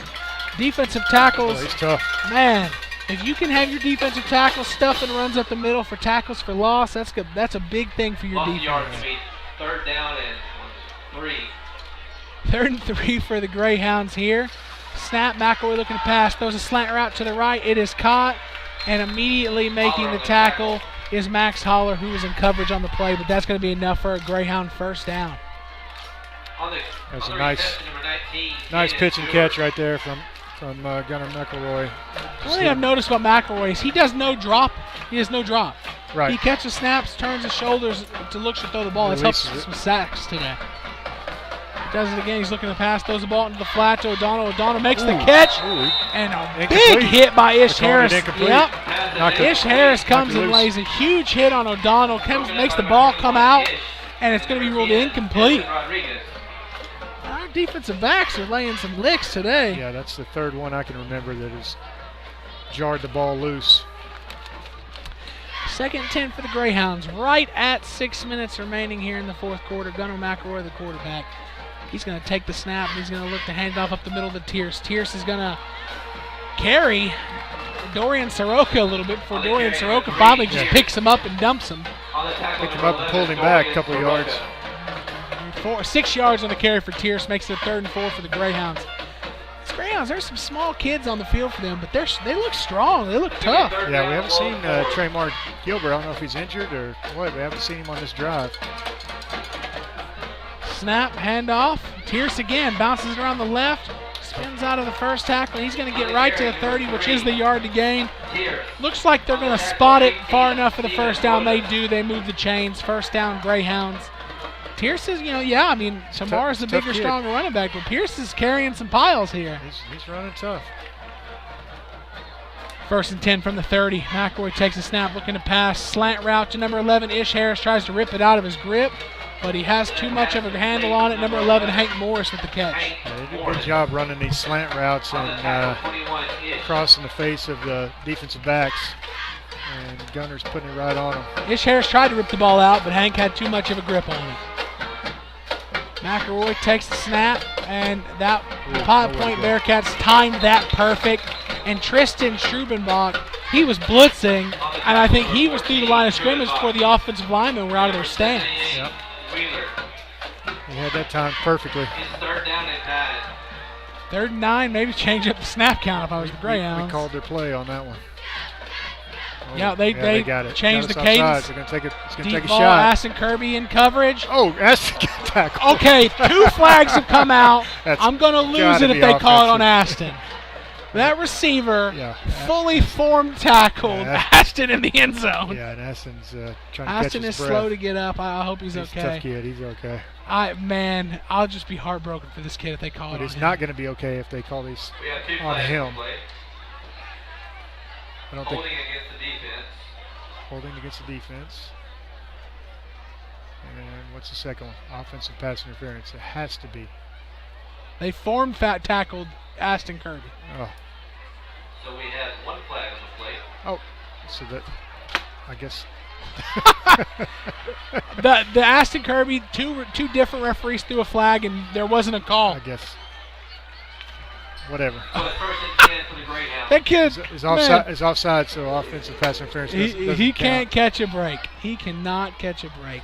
Speed option to the right. There's Tremar. Catches the pitch. Dorian Soroka tries to pull him down but can't. They're going to get a horse collar on that. Looks like whoever the corner is on that side, I'm not sure if Aston was still in or not, but the corner come up and helped team up on the tackle. So there's a penalty flag on the play. Dorian Soroka and Aston Kirby teamed up on the tackle Face there. mask against the Bearcats. The 1st and 10 for the Greyhounds. It looked like that was Ubaldo Nadine teaming up with Dorian Soroka on that tackle. Nadine in there looks like he's playing a little bit of corner for Aston Kirby while he gets a breather after getting some bad luck. Man, one of these days. Got slammed down. He got tackled defensively. Yeah. Doesn't happen very often. You talked about homer calls earlier in the year. The day Aston gets an interception and runs it back for a touchdown. We're gonna go crazy. That's it. Gunnar McElroy fakes a handoff up the middle to Tremar Gilbert. He keeps it out the back end and is in for a touchdown for the Peaster Greyhounds there. 4:04. That's going to put the Greyhounds on the board, and best case scenario, bring it to within 15. But they're teeing it up. 16's a 2-possession game, so it looks like they're going to try to kick the extra point, make it 16. That's Jaden Canifax, kicker. Yeah, he's back to kick. Snap, the hold. The kick is low, but it's through the uprights, and it is good. So Laura Bradley scoreboard check, 4:04 left in the fourth quarter. The Bearcats 46. There's Peaster Greyhounds 30. So We'll go to a quick break. Stand, located on the south end, next to the bathroom, we have half-price pizza.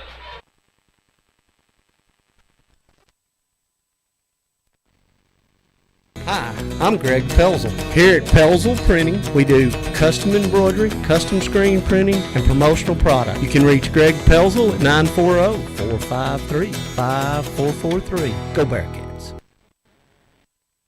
I'm Jacob Day, number 47, and you're listening to Bearcat Football on PowerPointBearcats.com.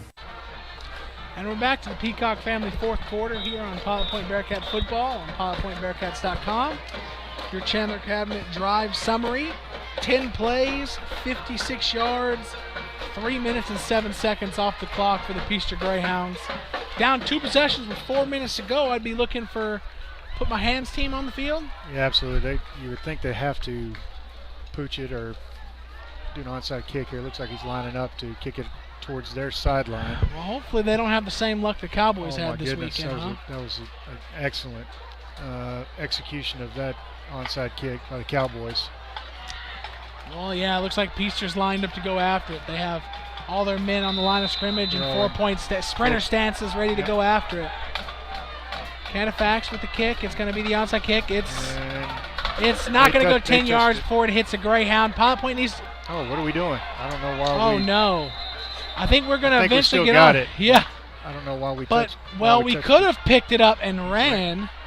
It was that weird limbo there where we didn't really know what to do. We could have picked it up and ran it back for a touchdown, but luckily we were able to get on it. Peaster almost. I mean, it would have been our ball. Peaster touched it first. Yeah. So it wouldn't really matter. Let's see a 4-minute offense here from the Bearcats. You gotta love small town football. There's Jaden Canifax there, number 40. He's got the late 80s Florida State neck roll as a kicker. You just don't see that, See those. Well, he's the versatile slot receiver, middle linebacker kicker. Hey. Let's see a 4-minute offense here. Some power run game. Let's try to kill some clock here. Max Holler takes the snap. Quarterback dive right up the middle. He's going to cover the ball with both hands and get 3.5 yards on the play, 4 yards on first down, and let the clock roll. Under 4 minutes to go in the Peacock family fourth quarter. I think we're going to see a lot of Max and Ish on this drive right here as we melt away the clock. No rush getting the calls into the offense. They're relaying the message and taking their time. Max Holler actually takes a look back at the play clock. He's going to take the snap. He's going to look to pass, and we throw the ball. That's not quite what I'm envisioning a 4 minutes offense. That ball was almost picked and went the other way. Jay Cox is running down the seam. If the ball was put up and over the top, we might have a touchdown, but the ball was thrown sharp. Safety comes across and knocks it down. Yeah, Bearcats waiting on the call from the sideline, taking their time here. I'm a bit surprised by the run, or by the pass there. So third and 6. Now you're in a position where maybe pass makes sense here. We're going to move Ish Harris to the right, to the left. Takes the snap, drop back, quarterback draw coming up the middle. Ooh, and Max Holler drags a few defenders to about. It's going to be 4th and 1. Fourth and 1. That's right on it. They gave it to him. First down.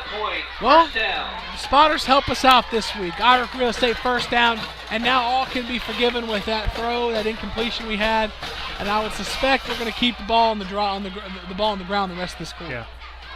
I'll give this officiating crew some credit. At least they're this much line better judge than last week. I don't know, man. Calling, marking off penalties at least. Yeah.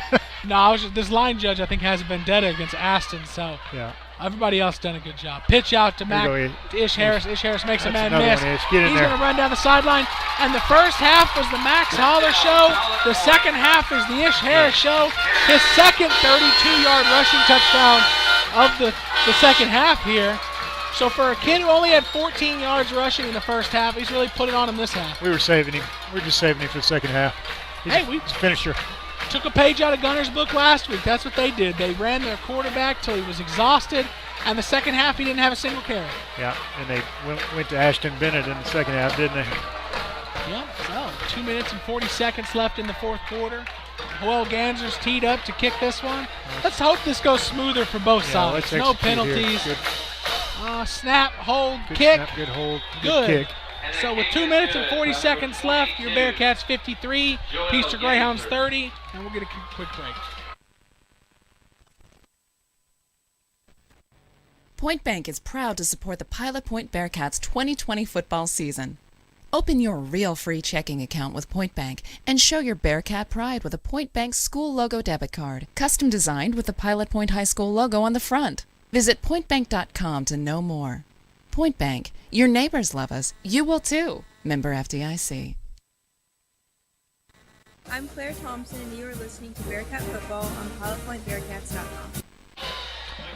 And we're back. 2 minutes and 40 seconds left to go in the Peacock family fourth quarter. Your Bearcats have extended their lead 53-30, and that's 33 second-half points for the Bearcats. 5 touchdowns. And you couldn't ask for much more out of our offense in the second half. Great response by the Bearcats. The only thing better than wasting all 4 minutes on the clock was getting that touchdown. So Chandler Cabinet scoring drive. 4 plays, 42 yards, a minute 24 off the clock. But that's going to put a lead that the Bearcats aren't. I don't think the Bearcats are going to be able to give up here. No, I don't see it happening. Cole Ganser has it teed up, ready to kick it deep. Peaster's played a hard-fought game here, especially here in their last drive or two for a team that only has 20 members on the varsity team. Right. Kickoff bounces, rolls around inside the 10 for O'Donnell, picks it up. He's going to try to get some down the Peaster sideline. And Pilot Point gang tackles him at about the 16, 17-yard line. And Peaster's going to get the ball late in the fourth quarter, deep in their own territory, down 23. Like senior Edwin Rodriguez, number 10, was on the tackle on that. Watching some of these kids that don't get a ton of playing time track down kicks. Everybody's got to do their job, you know. Bearcats defense taking the field. The defensive tackles have been forces here in the second half for the Bearcats, especially 78 Gavin Wheeler. Yeah, Gavin Wheeler's had a great second half. Speed option left. Gunnar McElroy keeps up the middle. Dorian Soroka along with Gavin Wheeler. Maybe Ryan Riney. Yep, Ryan Riney in there on the tackle as well. Both defensive tackles there helping their middle linebacker make the tackle. Yeah, I love to see Gavin Wheeler was just eating up 2 blockers and still got in on the tackle with Dorian Soroka. Here we go, 2nd and 8 for the Greyhounds. 2 receivers left, 2 receivers right. Gunnar McElroy hands it up the middle to Tramar Gilbert, and Jay Cox and a gang of other Bearcats take him down after 2 yards.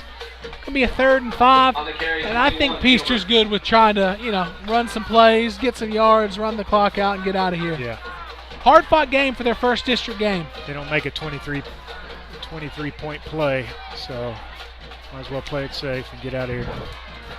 As this football program grows and they get more into football, I think this program could turn into a power. I mean, they've got a lot to build on. They have the heart. They have the toughness needed. I like a lot what I've seen. That 3rd and 6 pass is tipped and incomplete. It's going to be 4th and 6, and decision's got to be made by Peaster. They're going to send the punt team out. Yeah, and Peaster's just 9 miles on the north side of Weatherford, so they got a lot to model themselves after. A program like Brock, which is on the south side of Weatherford, who was a traditional basketball school, and the last few years since they started football, obviously become a football mainstay. Low snap, but fielded well like a shortstop. Punt is off, and it is fielded. Ashton Kirby's going to run towards the Pilot Point sideline with some room to run. He's going to try to outrun Jamar. Picks up a big block, and that's the blind side block. That's going to be Ashton. Maybe we ought to get Ashton Kirby some carries, man. What a heck of a return. He can run it. Pilot Point coaches over here helping Tramar. Tramar was the victim of a... That was not a penalty in my day. Was not a penalty in my day. That was what should have been a clean block is going to be in this day and age of football is a blindside block. Yeah. And, there are some instances where I understand. I just hate to see it when the block is at the point of attack, right? I mean, could have made the play. If I think Max Holler lays the block there, right? It was Ish Harris. It was Ish? Yeah. If Ish doesn't make the block, that guy tackles Ashton Kirby. So I hate when I see that's the case when it's called. When it happens away from the play, down the field, absolutely unnecessary. Yeah. Shouldn't. I mean, I know it's football, but it's unnecessary. We don't need that. But when it's at the point of attack, what else is he supposed to do? Let his teammate get tackled? Well, we knew there was going to be a penalty because Aston had the ball. Aston had a heck of a play, but of course, this is a theme. We got to change his number. We got to talk. We got to get his number changed. Can't be number 8. Not at all. This is And it's been every week. Can't be the magic 8 ball. It's been every week. It needs to go to 7, I think. I wonder if the Bearcats are going to take some knees here. Peaster's clearly raised the flag saying we're ready to get out of here. Bearcats are in an eye right formation. Max Holler under center. Takes the snap. Is going to hand a dive off. And Dorian Soroka gets a tough 9 yards, or 7 yards. I thought it was 9. 7 yards there. I expect to see maybe one more play, maybe a knee, maybe another dive like that. Yeah, and the Bearcats are going to move to Bearcats are going to move to 3-1 on the season, and more importantly, 1-0 in district play. Yep. Like you said, it's the second season, if you will, playing district, and so you want to. If you have a loss, you want it to be in pre-district games like we did against Gunner. Stay undefeated in district. And Max Holler in the victory formation takes a snap, takes a knee.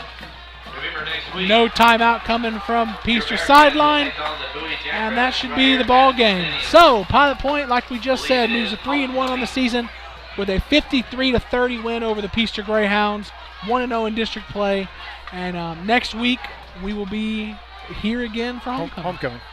Yes, sir. All right, guys, well, we're going to sign off for a few minutes, get a quick breather, go get some stats tallied up, and come back with some stats and player of the game. Life beyond the big city requires a 6 and Mango equipment Frisco can-do attitude. Couple that along with a Kubota L-Series tractor, the #1 selling compact tractor in America, and you'll have the versatility and power to hook up to as many attachments needed to get the job done right. Stop by today or go to 6andmango.com, that's 6 spelled out, to see the full Kubota tractor line. Ask for Champ Walker. He'll be happy to help you with your next purchase. 6 and Mango Equipment and Kubota, they never miss an opportunity. For your equipment, call Champ Walker at 972-979-4261. I'm number 50, Misael Hernandez, and you are listening to Bearcat Football on PilotPointBearcats.com. Puzzle Barbershop and Salon and Southern Junkies has been home of the Bearcats since 1973. Whether you are looking for a classic crew cut or the perfect game day outfit, we have you covered. We carry a few fan favorite brands including Hey Dude Shoes, Judy Blue Jeans, Z Supply Clothing, and Orleans Candle Company. Come check us out on the north side of the square in downtown Paula Point or online at www.southernjunkies.com, and that is junkies with a Z. And don't forget, go Bearcats! Soy el 61, me llamo Víctor Arreguín. Estás escuchando a la estación de Bearcat Football en PilotPointBearcats.com. Connect your life to the world with Speed of Light broadband. In the age of information, the internet is no longer a convenience or luxury. It is an essential element of the human experience. The internet has changed the way we think about and interact with the world. At Speed of Light Broadband, we unite communities to this universe of information through fixed, high-speed wireless broadband connections. Speed of Light Broadband's internet service is faster and more reliable than DSL or satellite connections. Speed of Light Broadband. We bring your home and your community into the digital future. Hi, I'm Allie Ortowski, a varsity cheerleader at Pilot Point High School, and you're listening to the Bearcat Football on PilotPointBearcats.com. 2020 has been a roller coaster of a year, but there's one thing I know that brings Pilot Point together better than anything, and that's Bearcat football and high school sports. Hi, I'm Realtor Travis Eyrick with Eyrick Real Estate. My family has lived in Pilot Point for over 100 years, so we know the area and love the community. If you have any real estate needs, please contact me or find me on Facebook. I look forward to working with you. Go Bearcats! I'm number 68, Caleb Holloway, and you're listening to the Bearcat Football on PilotPointBearcats.com. Tritex Grass is DFW's first choice for landscapers, golf courses, sports venues, as well as residential and commercial clients by providing and installing high-quality turf grasses. Tritex stays on the cutting edge of technology and production in order to provide you with the best new grass varieties to suit the North Texas climate. With farms located throughout the state, Tritex offers multiple types of turf and grass to fit any need. Tritex Grass is the official grass provider for the Texas High School Baseball Coaches Association. Call Tritex now at 888-221-0422 and determine the right turf grass for you. And here we are for the Twin City post-game show. Bearcats 53, Greyhounds 30. Pretty odd-looking first half for the Bearcats. I didn't want to say we weren't giving a whole lot of effort. I couldn't say we were sluggish or just something wasn't there. And we come out and score 33 points in the second half. Yeah, it was really that second quarter I think we let ourselves down, but the second half, hey, totally made up for it. So we're going to go to the stat line real quick. Max Holler through the air, 7 of 15 for 143 yards. He did throw his first interception tonight. But on the ground, Max Holler, 21 carries, 252 yards, and 5 Pelzel Printing touchdowns. And then rebounding, first half, Ish Harris only had 14 yards, and he finished the game with 15 carries for $150 and 3 touchdowns of his own. It was a nice second half by Ish, but Max was good. Soroka added one carry for 7 yards. Aiden Cox had 1 carry for 10 yards. Through the air, Jay Cox, 3 catches, 50 yards. Aiden Cox, 2 catches, 60 yards. Avery Smith, 1 catch for 6. Ish Harris, 1 catch for 27. And it leads us into our player of the game. A lot of good we saw tonight on both sides of the ball, but I think we've decided it's going to go to Max Holler with this 252 touchdowns and 5 touchdowns. Yeah, on senior night, our senior quarterback really showed out. And, yeah, what a great stat line, 250 plus with 5 touchdowns. I mean, that's the Al Bundy. I scored 5 touchdowns in high school, isn't it? Yeah. Well, he did it tonight. Game. Carried us to victory. Next week we'll be home again. It'll be homecoming versus the Bowie Jackrabbits. Excited to see the Bearcats build on the success this week. I hope everybody enjoyed the new camera. That was a big part to Nick's Italian. Yeah, thank you, Nick's Italian, for the new video board. Yeah, absolutely. So thank you for listening tonight. Thanks to Pilot Point ISD, pilotpointbearcats.com, Peaster ISD, Chance Kirby, Travis Marsh, our statistician Buzz Menard, our sound engineer Roger Marsh, our production assistant Molly Holloway, our title sponsor Speed of Light Broadband, all of our sponsors, and from Ryan Menard and John Little, thank you all and good night. Go Bearcats. Go Bearcats. I'm co-captain Avery Brown of the Pilot Point varsity cheerleading team, and you are listening to Bearcat Football on pilotpointbearcats.com. I'm Kennedy Chandler, and you're listening to Bearcat Football on pilotpointbearcats.com. I'm Rindy Garrett, a varsity cheerleader, and you are listening to Bearcat Football on pilotpointbearcats.com. I'm senior varsity cheerleader Aspen McCord, and you're listening to Bearcat Football on pilotpointbearcats.com. Hey Bearcat fans, it's varsity cheerleader Abby Walker, and you're listening to Bearcat Football on